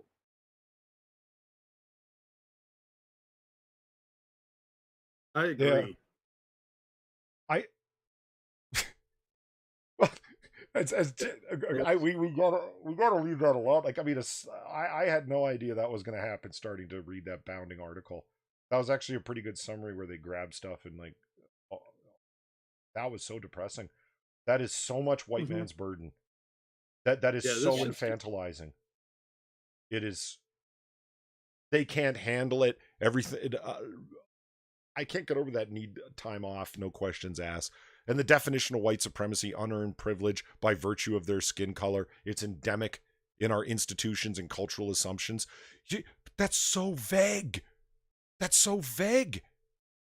Well, they keep it vague so they can change it later because they like to move the goalpost when doing these things. So the revolution never ends because there's always a bad guy then. Yeah. The snowball's always out there pestering the farm whenever something goes wrong. It's an animal farm. It's the same thing. It's when people say, it's like, it's like fighting phantoms. When you don't name something specifically, it's like, point out something that somebody did that was racist, that you can't handle this job because, you're black. Like, it's, oh yeah, really? Tell me who said that to you or did that to you and I'll fight with you because that's some bullshit.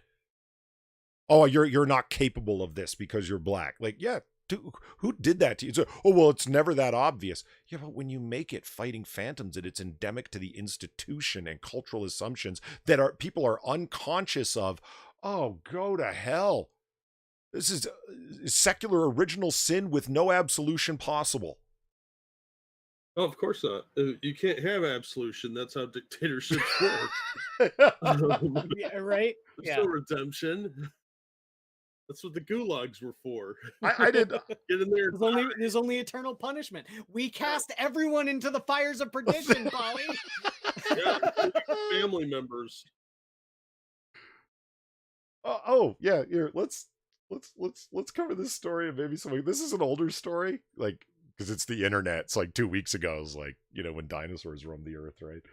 But I still don't get it. UK TV broadcaster Sky, like the Sky Network, adds trigger warnings to several films, including Aliens in both versions of Disney's Aladdin. Why? Like, Aliens is confusing, and I went on to like Twitter and read about this, and everyone did the same thing. It's like, beyond the violence, like, what's the trigger warning? Like, and I get the violence and the scariness of it, but it's an R film. There's no. I have an answer for that. I actually saw this on Twitter a few weeks back. He said that the aliens are black, and because of that, you see them treated as monstrous and evil and hideous looking. And this is about a white woman fighting off black predators. I know. I'm Jack. I'm pressing F to doubt. Did you really read that? Yeah. Elaborating a little bit on his point, but that was what he was saying. And I was like, okay, dude. Like, the aliens couldn't look more alien, if you know what I mean. Like, that was Geiger's idea, smoking opium and coming up with, like, they look so not human. Like, that's what's frightening about them. They're fucking freaky looking. Like, that's part of the scare. How do you associate those with any human? Dude, it's the same thing with the orcs representing black people. Nobody knows how they fucking made that connection. They just did. That's so nuts. Sense of it. Doesn't have to make any logical sense. Well, clearly Sigourney Weaver needs to come out and apologize and issue a statement with her solidarity with Black Lives Matter, right? I mean, Sigourney Weaver, how does it, in Don Lemon's words, how does it feel to be the poster child of the political resistance to the Black Lives Matter movement, Sigourney Weaver? I want to say that was the question Don Lemon Chris Cuomo actually asked McCloskey, the guy with his wife, Ken and Karen, those two. They defended their homes with firearms stood out in front of their homes. Oh, yeah. He actually, Cuomo actually had the nerve to ask that question. How does it feel to be the face of the poster child of the political resistance to the Black Lives Matter movement? And have you stopped beating your wife? No, I mean, wait, hold on. No, but the classic gotcha question is like, how do you answer that well? Have you stopped beating your wife? It's a loaded question designed with an accusation implicit in it. If you answer yes, you're fucked. If you answer no, you're fucked. You know, that's the point. That how does it feel to be this guy? Well, there's an implicit assumption that I am that to begin with, and it's like, fuck off, Chris Cuomo. Same kind of idea. Someone should ask that a Sigourney Weaver and watch her outrage. Because I don't want to see Sigourney Weaver accused of anything. As a matter of fact, she's a big gun control activist. Look, yeah, look at this picture. She's a big gun control activist. she actually is. She's like giving money to the Brady campaign, et cetera, et cetera. Voiced her opinions on it several times. So, and she played one of the most iconic strong female characters in cinema history. Absolutely. They got to put a trigger warning on this. Give me a break. You know, I've read the a feminist critique of that very notion of Aliens with her is that there's actually patriarchy implicit throughout Aliens because it's one woman forced to fight another because she's fighting the queen alien. Like, it was when she talks to the alien, does that pass the Bechdel test? Yeah, hey, it no, does. because the alien doesn't talk back. It The alien just roars back. So there's no real, you know. Yeah, well, that's a form of talking. We don't know how these aliens. No, that was that was a paper unfortunately presented at a conference I was at. That it was a political science conference, and it blows my mind that this, like, I saw it on the panel list, and because, you know, there's a big catalog of the various panels are going on because they're all running concurrent with one another, right? And it's like, really, you're going to be talking about a feminist interpretation of aliens, like, in a critical way? How? Because, like Jack said, like, pinnacle of strong female character that never has to give self-affirmational statements like, I'm strong, I'm sure in myself, I'm, like, you know, Ripley never does that. She just does what she needs to do. You know, she's the one that commands the colonel or the lieutenant to go back up into the Nostromo and bomb the shit from orbit. It's the only way to be sure. It's a classic line. If anything, the relationship between her and Michael Bihn's character, Hicks, thank you. Corporal Hicks. Yeah, between Hicks is great. Like, they're not lovers, they're comrades, but there's tension there. Mm-hmm. That's one of the things that makes it really interesting. You know, I don't know. So her interpretation was that the corporation, the Weyland Corporation, you know, that's the patriarchy. That's the male-dominated patriarchy that's forcing these two females to fight the Queen Mother alien because the I thought the tweet I read was stupid. You just blew that out of the water.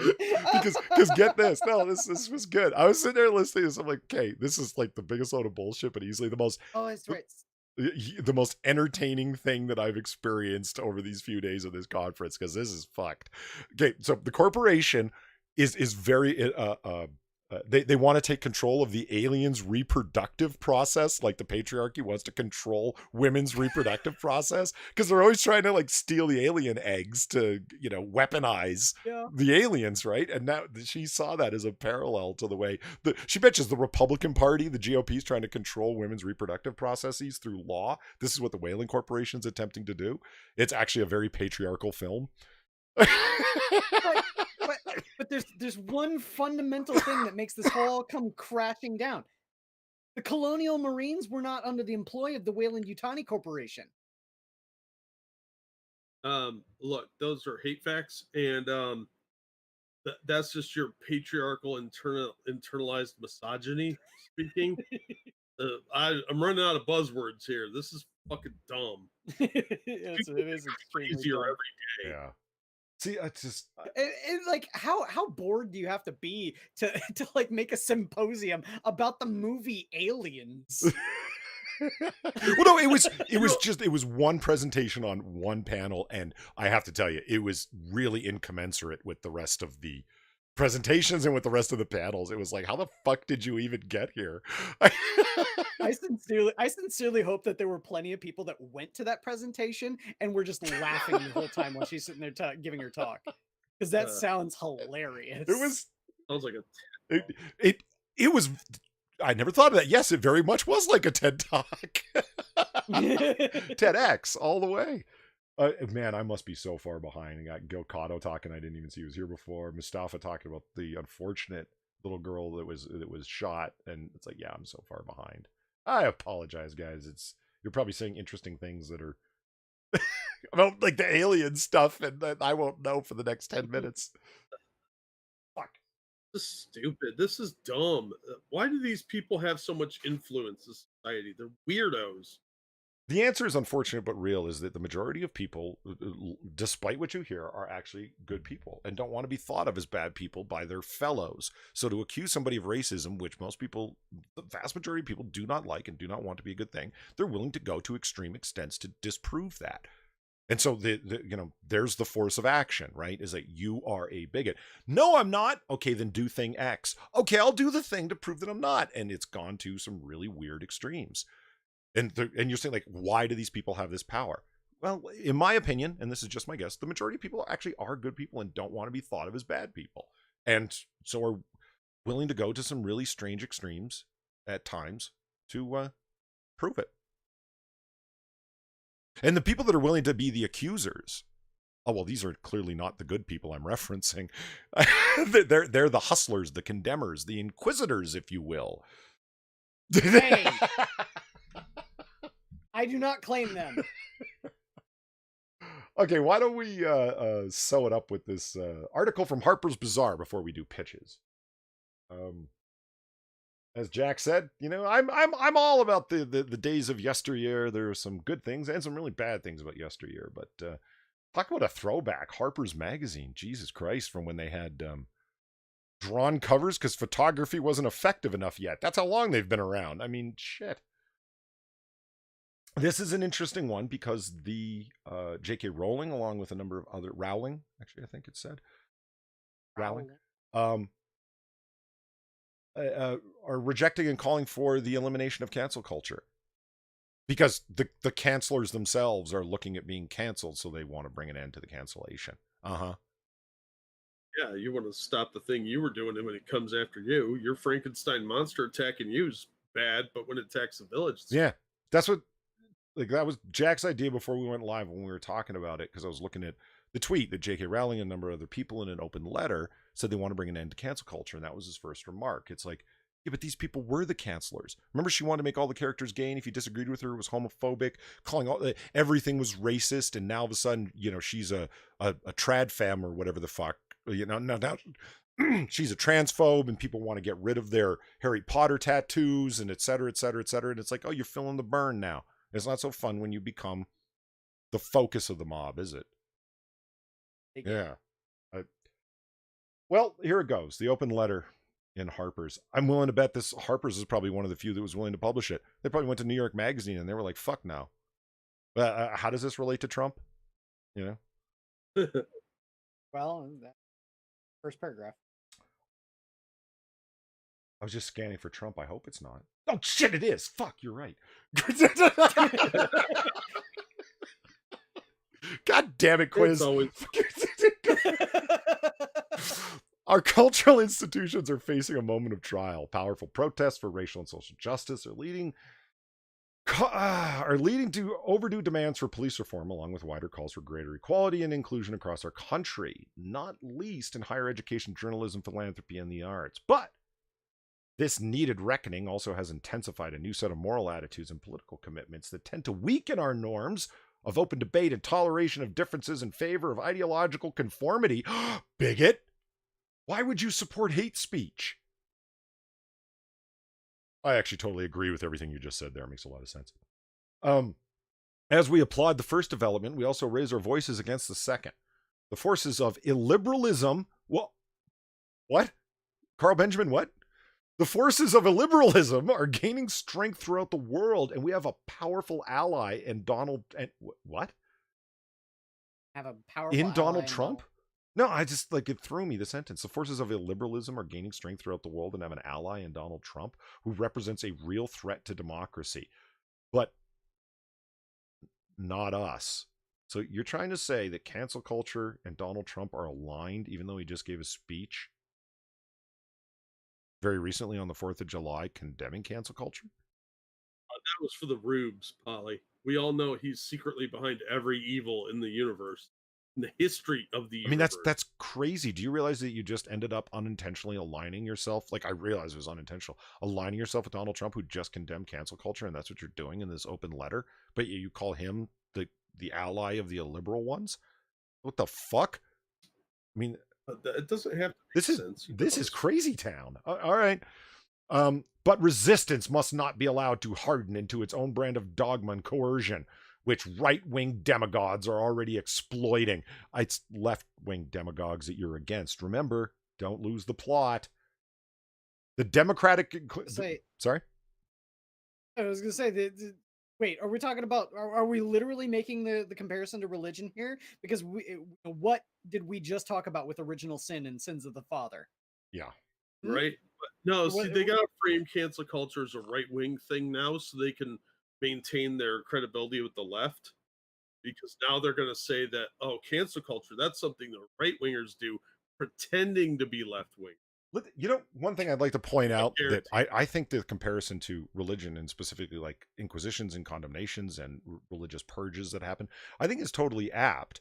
I mean, it's clearly a metaphorical comparison.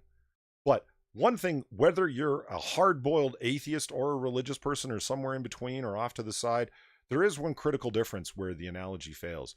Because in religion, there's salvation. Yeah, good point. There's redemption. There's salvation. That's kind of the whole key notion of it. And it's like, yeah, but you have to go through all these things for salvation. And so, but the point is there's the possibility of it. That's kind of the whole notion of it. Like I said, you could be a hard-boiled atheist and recognize that while recognizing there is no salvation from the condemnation that cancel culture offers. It's just fuck them all, burn them to hell. It's those like weirdo sects that believe that if you don't believe in their version of their religion, then you are condemned to eternal suffering. Yeah. And just for not believing. Yeah. Okay, let's see where crazy pills take us. The democratic conclusion we want must be achieved only if we speak out against the intolerant climate that is set in on all sides. Never mind the intolerance we just spoke of a few sentences prior. The free exchange of information and ideas, the lifeblood of a liberal society, is daily becoming more constricted. I agree. Well, you're saying that everyone who speaks hate, who doesn't agree with you, should be canceled. Well, we have come to expect this on the radical right. Censoriousness is also spreading more widely in our culture. No, I think people expect it from the left. It's not right-wingers on college campuses and in mobs demanding things. Like, fuck crazy town. An intolerance of opposing views, a vogue for public shaming and ostracism, and the tendency to dissolve complex issues into blinding moral certainty. We uphold the value of robust and even caustic counter-speech from all quarters, but it is now all too common to hear calls for swift and severe retribution in response to perceived transgressions of speech and thought, unless, of course, it's somebody that I'm personally condemning. More troubling still. Getting more and more religious speak out of the... More troubling still, institutional leaders, in a spirit of panicked damage control, are delivering hasty and disproportionate punishments instead of considered reforms. Hey, those black avatars on Twitter changed things, okay? It did. Editors are fired from running controversial pieces. Lefties. Books are withdrawn for alleged inauthenticity. Lefties. Journalists are barred from writing on certain topics. Only conservative ones. Professors are investigated for quoting works of literature in class. Only centrist and conservative professors are. The leftists are the ones who are condemning them. Are you seeing a pattern forming here? A researcher is fired for circulating a peer-reviewed academic study. Only if it conflicts with leftist ideology. And the heads of organizations are ousted for what sometimes are just clumsy mistakes, or for clumsy skin color. They were born white. Have you seen all of the calls for cancellation and get out of here? The Southern Cooking guy and the company that he founded is like being forced to retire. The college Campus Democrats, a nationwide organization across colleges, just ousted their president for a POC replacement. Jesus fuck. Like, it's like clumsy mistakes. How about for the wrong skin color? I mean, whenever the well, that's purpose. I'm sorry, what was that? That's an on purpose, not a mistake. Yes. Whenever arguments around each other, around each particular incident, The result has been steadily narrow I'm getting English. The result has been to steadily narrow the boundaries of what can be said without the threat of reprisal. We are already paying the price in greater risk aversion among writers, artists, and journalists who fear their livelihoods if they depart from the consensus or even lack sufficient zeal in agreement. I absolutely hear you. When I'm at campus, you don't defend Trump no matter what's said about him. As a matter of fact, you full-throatedly condemn him, because otherwise you are a right-wing nut. Again, man, I cannot help but zeal, retribution. These are all extremely religious words. This stifling atmosphere will ultimately harm the most vital causes of our time: the restriction of debate, whether by a repressive government or an intolerant society, invariably hurts those who lack power and make everyone less capable of democratic participation. The way to defeat bad ideas is by exposure, argument, and persuasion. Wow. Free speech is white supremacy, remember? Because the institutions of power are inherently racist, therefore the ones that are arguing for free speech, it must be in their favor because they're white. Free speech is racist. That's the argument. You guys are making inherently white supremacist arguments by their reasoning. And you only came to this line of thinking when you were personally attacked. This does not come across as principle. It comes across as very self-interested. Yes. Absolutely. And J.K. Rowling coming out or something, because she's been really active lately in this. We refuse any false choice between justice and freedom. We cannot exist without each other. As writers, we need a culture that leaves us room for experimentation, risk-taking, and even mistakes. We need to preserve the possibility of good faith disagreement without dire professional consequences. If we don't defend the very thing on which our work depends, we shouldn't expect the public or the state to defend it for us. Well, it's actually really well written and really well said. It just comes across as paper thin and hollow coming from you guys. Cult of Krill, thank you very much for the $5. Let me get this straight. The people who fostered and supported cancel culture were totally fine with it when it was the right that was targeted. Now that they are being targeted, all of a sudden it's a problem. Yes, that's exactly right, Cult of Krill. It's paper thin and self-interested. I mean, I agree with the statement you're making. I just don't believe you believe it.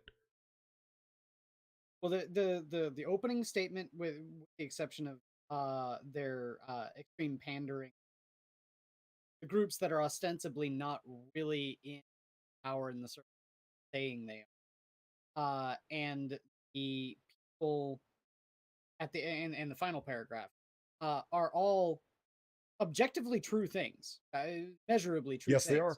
Yeah, they're true statements. It's in the first paragraph, I think they went through some weird gyrations of like "fuck Trump," like you know. They absolutely have to. It reminds me of Cato with and death to Carthage. Carthago delenda est. He'd end every speech with. He could be talking about the price of olives and would end a speech in the Roman Senate by saying, "And Carthage must be destroyed." It's like you can't open a fucking statement without, Trump delenda est. Well, you have to open with an invocation before you get to the sermon. I mean, to blame it all on right-wingers, just to be like, okay, you can feel all of these people, right? Writers, Orlando Patterson of Harvard University, Steven Pinker of Harvard University, people from the New America Foundation. God, this is a long list. Good for you guys having the balls to even sign this, even though it had the pathetic, Trump delenda est statement at the beginning. People from Princeton University, Rutgers University, NYU at Stern, the Brookings Institution. That's not terribly surprising. Margaret Atwood's on there. She wrote The Handmaid's Tale, which is a big leftist book about women being basically used as pregnancy machines. And Anne Applebaum's a historian about communism. She's written several good books. Holy fuck, Jack. Look at this. Gloria Steinem. Oh, that surprises me. That's wild, because she ran counter to the narrative, right? And has for years and years. She's, if you don't know who Gloria Steinem is, she's like the godmother of 70s feminism. I don't know how to describe her. She's a longtime feminist activist. that the one that said that Hugh Hefner was a sex trafficker, a sex slave ring and pimp and stuff like that? I don't know that Bro. specifically, but I wouldn't be surprised. What I'm saying. Yeah, no. And Applebaum wrote the a book about the gulags, the history of the gulags, and about the Stalin's war on the Ukraine when he starved everyone. Yeah. That's actually actually a really important writer that would be warning about a lot of this nonsense that's going on right now and where it leads. And Margaret Atwood's a darling of the left, or she was. Same with J.K. Rowling. So it's kind of surprising some of the names that are on Yeah. here. Fareed Zakaria? You signed this?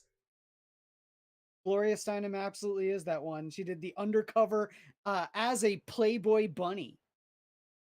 I mean, if you look at her now.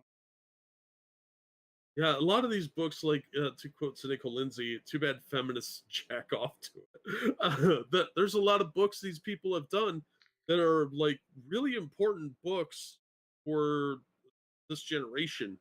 You know, the Harry Potter books were incredibly influential because we never stop hearing about them.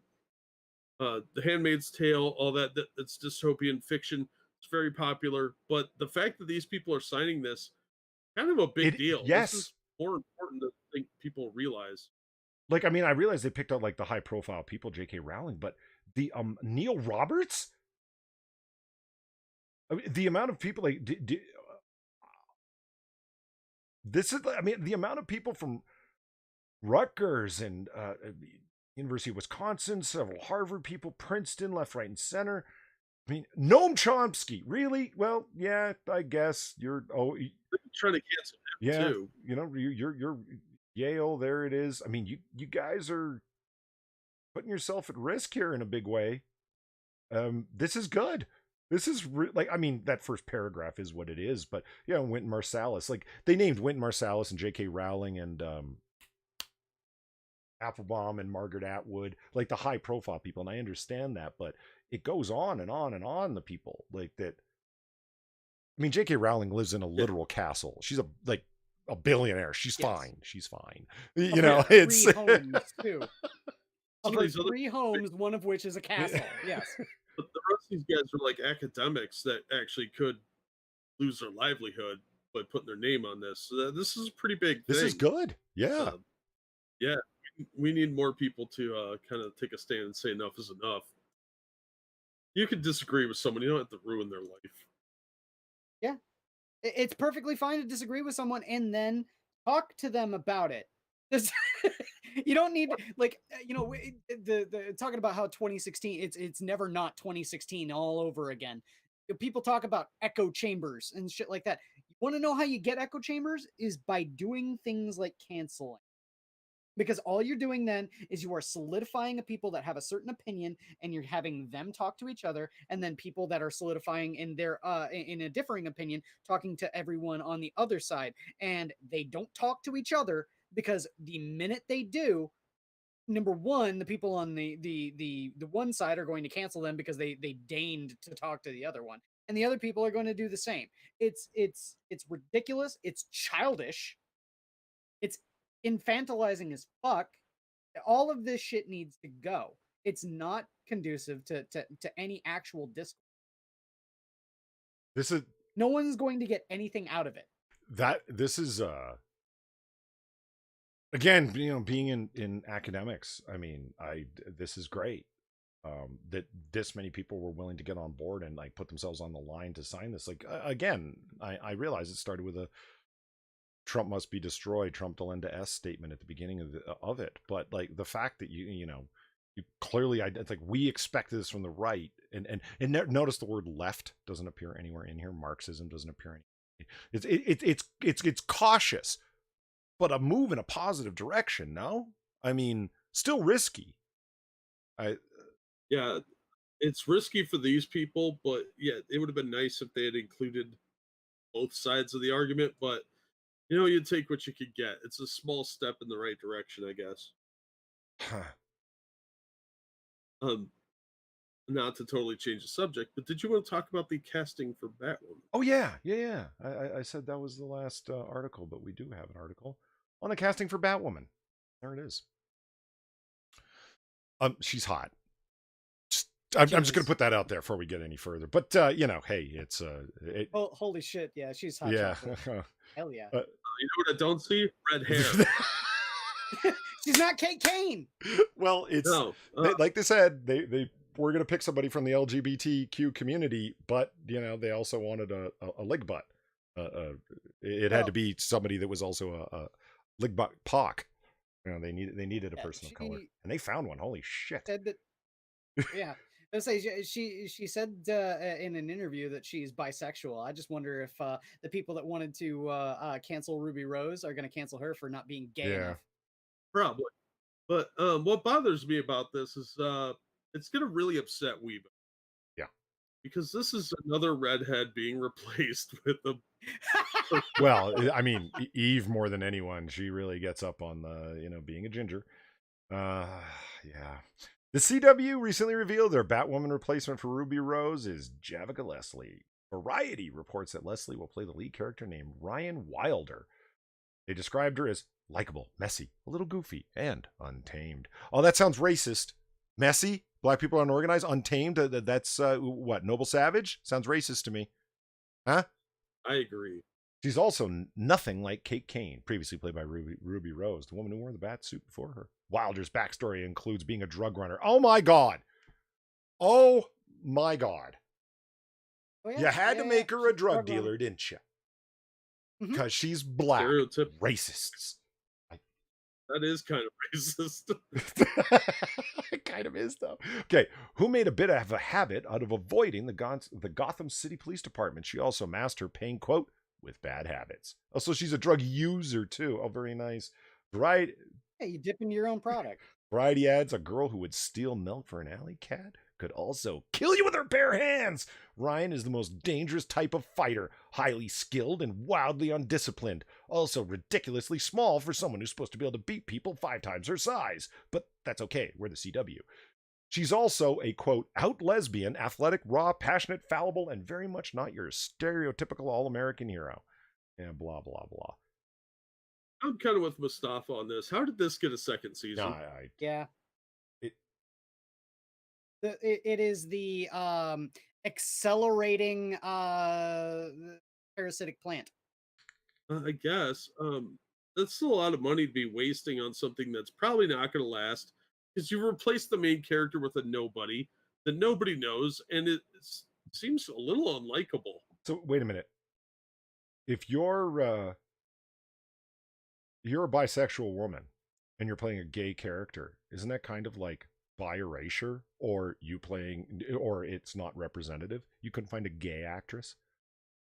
Yeah, I was gonna say that's what I was gonna say. She said that the actress says she's bisexual, but in the show she's supposed to be a lesbian. So does that mean that people are gonna cancel her because she's not gay enough? Matt is onto something here in the chat. Isn't this just Catwoman? Yeah, I hear you. Like the thievery and the slickness and the problems and the bad habits and so forth. What happened with Halle Berry? Right.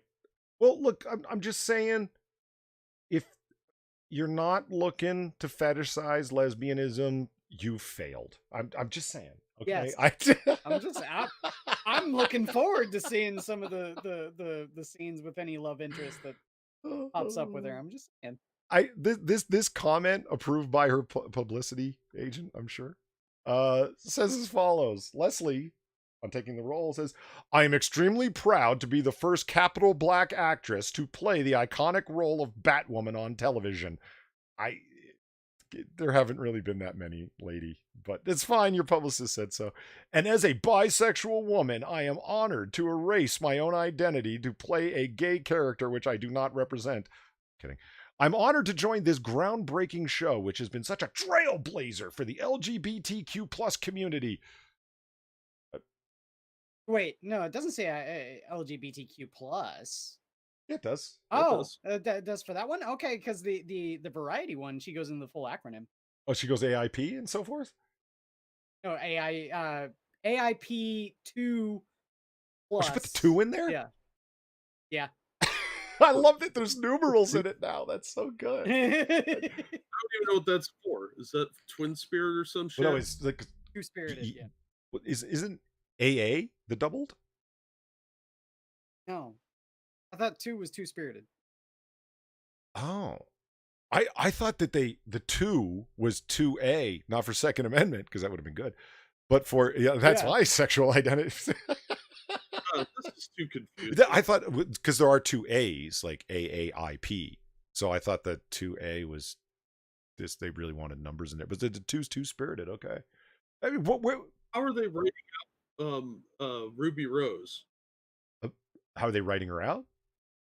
Yeah, because this is a different character. She left town.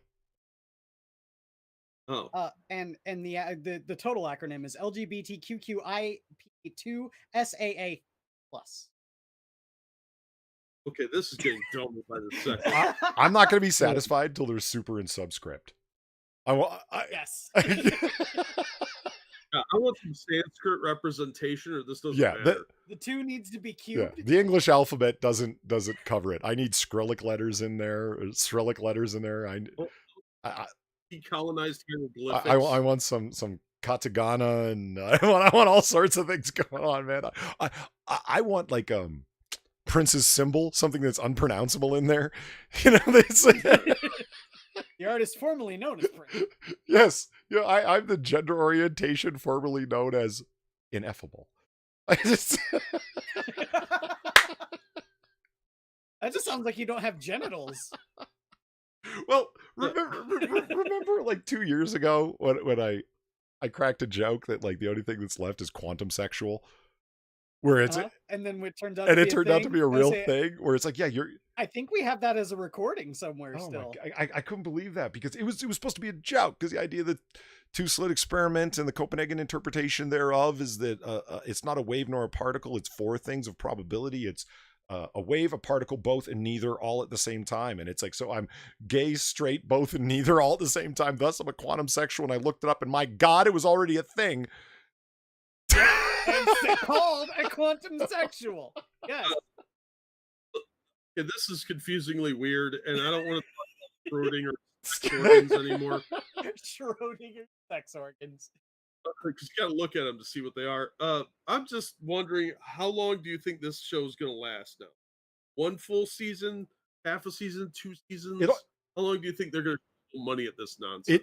Maybe she's hope charming they on won't. screen, and there'll be enough of an audience to roll with it. Like, I don't know. I'd say the one thing that they could do to this series to make it actually worth watching was what they did with the first season of Arrow. Every villain of the week is a Batman villain. It's just a straight up Batman villain. Yeah, they probably could do that, but even then, like, they're gonna have to rewrite all the storylines and effectively completely redo the show for this new character, because you got to explain how she gets the costume and all that. And on top of that, it's probably going to be woke as hell. It really should go more the direction of Red Shoe Diaries and just make it softcore porn. Who was I looking up to see if she'd ever been nude in a film, and it turns out it was in Red Shoe Diaries. Oh yeah, Nacha Mick whatever. Damn it, was I thinking out loud again? Okay, Jack, you've seen every movie in the theater. Have you seen Ronin from 1998? Yeah. Do you remember it at all? Only vaguely. Robert De Niro. Sure. And I have vague memory of it, not much. I came to call it the preposterous film because it's just I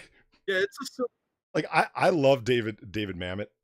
Like in the preposterous plots he comes up with, he's the master of writing fun dialogue to listen to, but that man should never write plots, because everything he writes is just like ridiculously fanciful and farcical. And Ronin is a perfect example of that. It's a fun movie to watch for the car chases and the kind of like intrigue of it and some of the dialogue, but oh my God. And I watched it just to hear the sexy English actress do the Irish accent. The Irish accent is actually very sexy when it's done well. I mean, not when you hear Inquisitor's version of like the Lucky Charms mascot. I mean, How about you back off of here? I ended up watching it, and I looked up the actress because I was curious, like, what else has she been in? She seems very familiar. And I assumed that she was Irish because, like, I'm not from the UK, so I can't detect an authentic accent or not. It sounded authentic to me. No, she's English as all get out and is just doing the Irish thing as an act. But she was on Red Shoe Diaries, nude as fuck. Yeah. Nice. So Tasha McElhorn. McElhorn, there you go. Thank you, Assassin. Look, all I know is this show is going to be garbage, and Ronin was a terrible movie. I saw it the same weekend I saw Spartan with Val Kilmer, far superior film. You're what? No. You don't think Spartan was better than Ronin? No, Spartan is so ridiculous. I mean, another David Mamet written film. Yeah, but I watched it after Ronin. What were you, was it the David Mamet weekend for you? It might have been. I don't remember. Okay, I can't believe you think Spartan is so preposterous. Like, the character that Val Kilmer plays is so bad. Okay, all right. Yeah, it's not a good movie, but it's better than Ronin. It was like when I watched 1 Hour Photo and Insomnia back to back. I was like, man, 1 Hour Photo is fucking classic. and then you watch it again, you're like, yeah, it's all right. And Ronin has 28 millimeter mini painting in it. Okay, I think we've gone off topic enough. We do. Our shtick. I think a little while back, Shady said, "So, comics." Well, we covered the Batwoman story, so yeah. Oh, thank you, Mr. Scott, for the donation. I liked Ronin, but I think Black Rain is way better. Oh. P.S. Can you recommend any Bigfoot comics or movies? Boggy Creek, good Bigfoot movie. Boggy Creek? Yeah. The movie? Oh yeah, yeah. That's a guilty plea. Okay.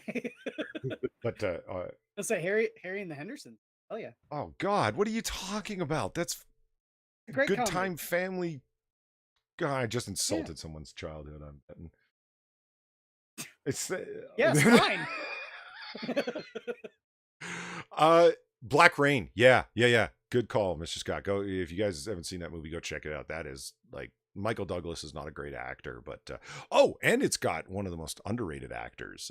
Andy Garcia rocks in that film. Andy Garcia is a way better actor than Michael Douglas. He really is. Andy Garcia never got his full props, in my opinion. Andy Garcia is so fun to watch on screen, man. So anyway, let's pitch some comics, gentlemen. Who is set up and would like to go first? I'm ready, if you guys aren't. I am as well. All right, Quiz spoke first. You are up, buddy. Okay, so my pitch is drawn by Ted McKeever, written by Randy and Jean-Marc Lofficier. I think Lofficier. My pitch. Working on a single screen sucks.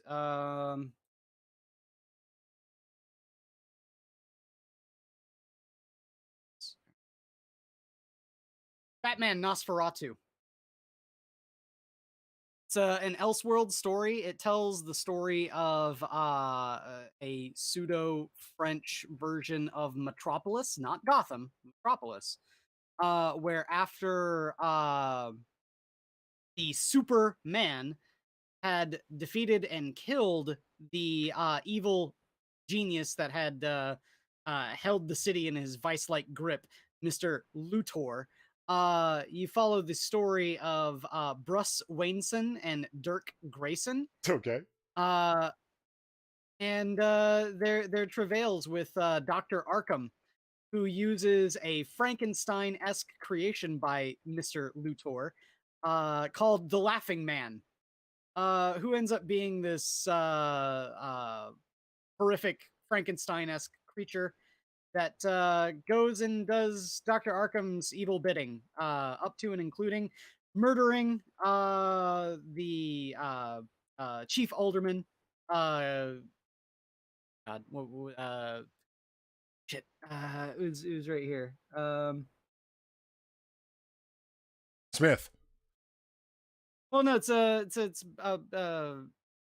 Commissioner Gordon, Gordon's son, because everyone has their name perverted and son. But I'll say this: this comic, like you can see, the art is a little rough.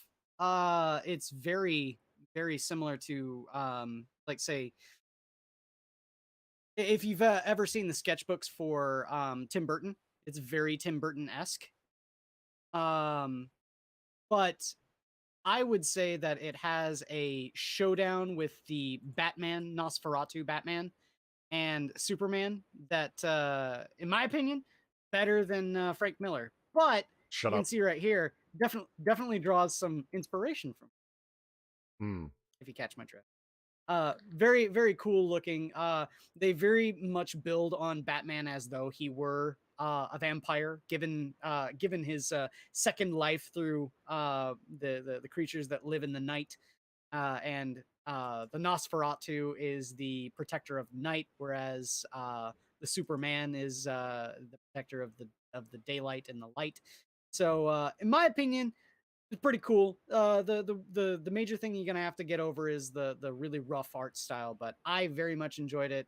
I thought it was a really good book. 60 pages in an Elseworld collected edition.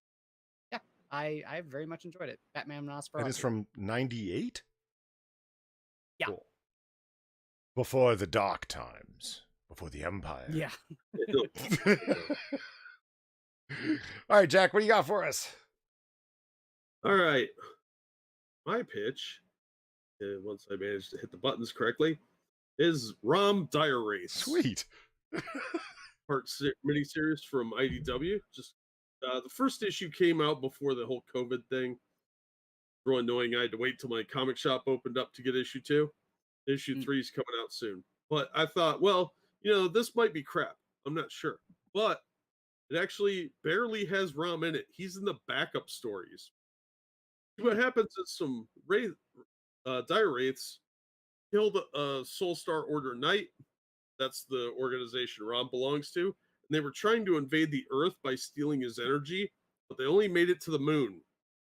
Well, this takes place in the 70s. And guess what's happening on the moon?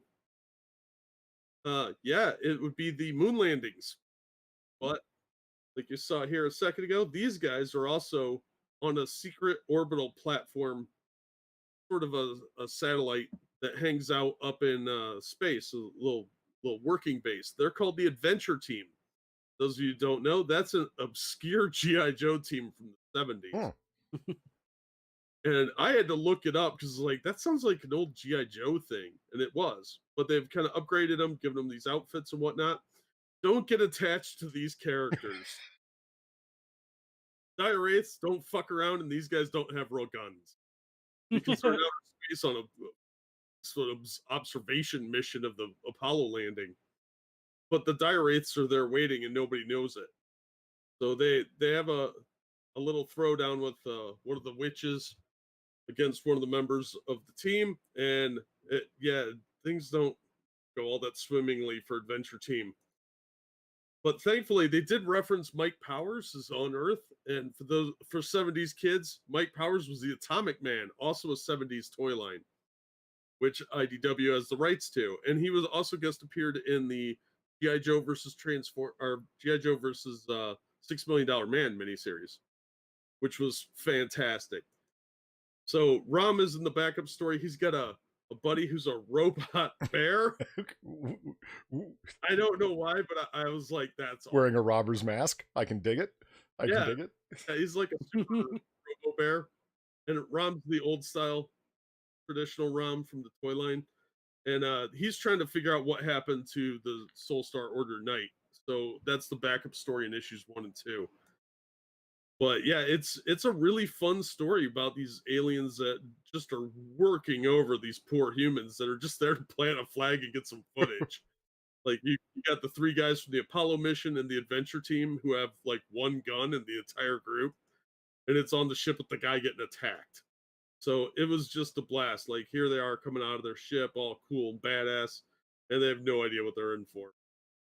But it was a lot of fun, really good story. I was really surprised by how good the first 2 issues were.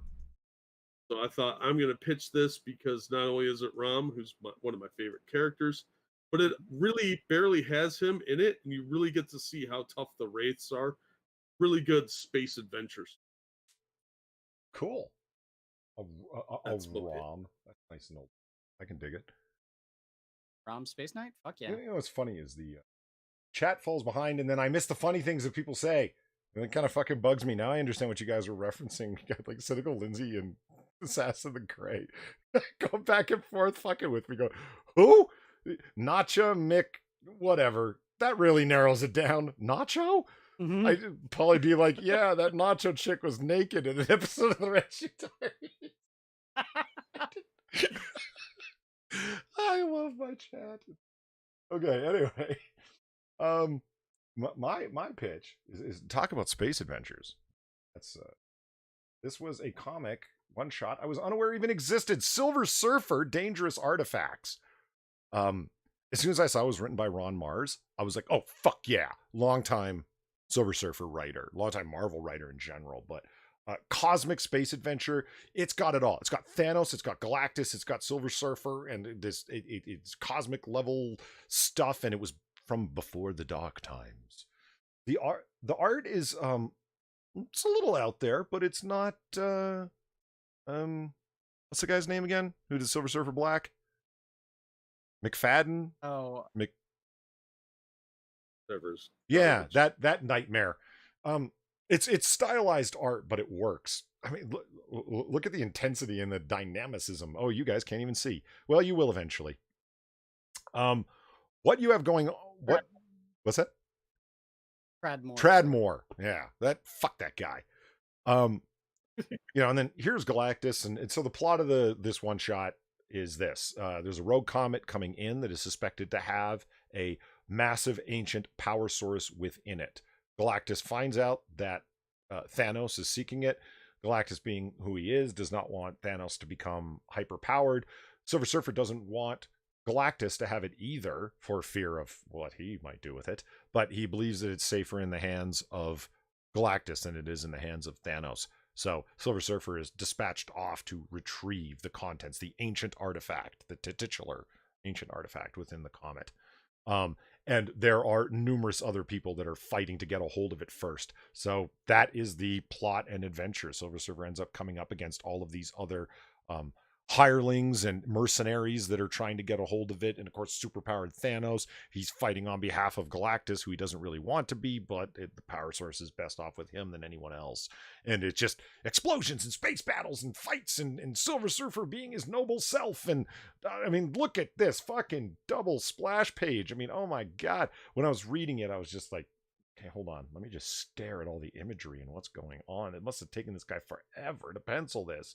I loved it. It's a classic Marvel cosmic level adventure, and all that entails. And Ron Mars does again a great job of writing Silver Surfer. So yeah, it's available. It's old, so you should be able to get it for cheap.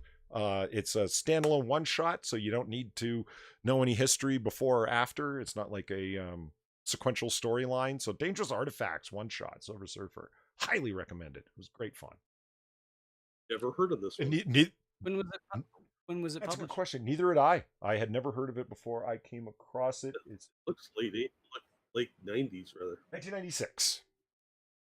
Oh, there you go. 8 a.m. Marvel. Fuck yeah. So Okay. this is just good, clean fucking comic fun, man. Good stuff. So there it is, ladies and gentlemen.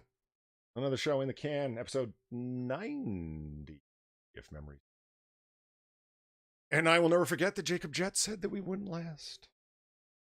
Fucking guy. Prove you wrong, Jacob. Neener. I bring that up every few months, and every time he's like, "Are you still holding on to that?" And I'm it hurt my feelings, man. Well, you could always take a page out of Amberlyn Reed. No, Amber. What are you even talking about? The bitch married to Johnny Depp and just shit in his bed. I'm gonna Amber Heard, that's her name. Amber Reed, Lynn, what? Just Belle I don't Delphine? even know. Shit on who? Belle Delphine shitting on someone? I mean, on her OnlyFans, I'm fairly certain you could probably pay her. Well, yeah, if she's doing ink butt stamps on her OnlyFans, like, is she really that far from scat play? I don't think so. Probably not. You know, it's Wait, what? yeah, she's What's painted her body, like did body paint all over, herself, including her butt, and then like up and down on pieces of paper doing butt stamps, like, her butt cheeks.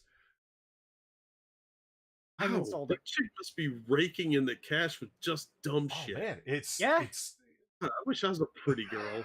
Right? and Far shows up. Yellow.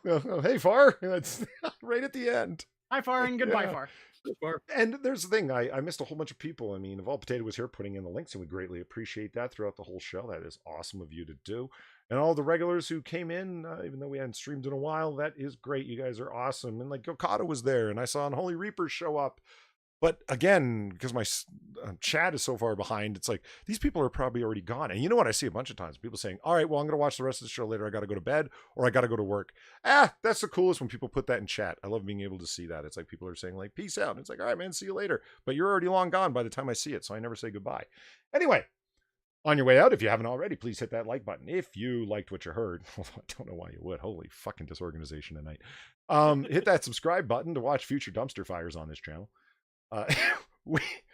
You can very much help us out by sharing with your friends, and it's very easy to do. Just go to Twitter and retweet or like the tweet that I sent out in beginning before the show started with the link to the show and the thumbnail and all that other good stuff.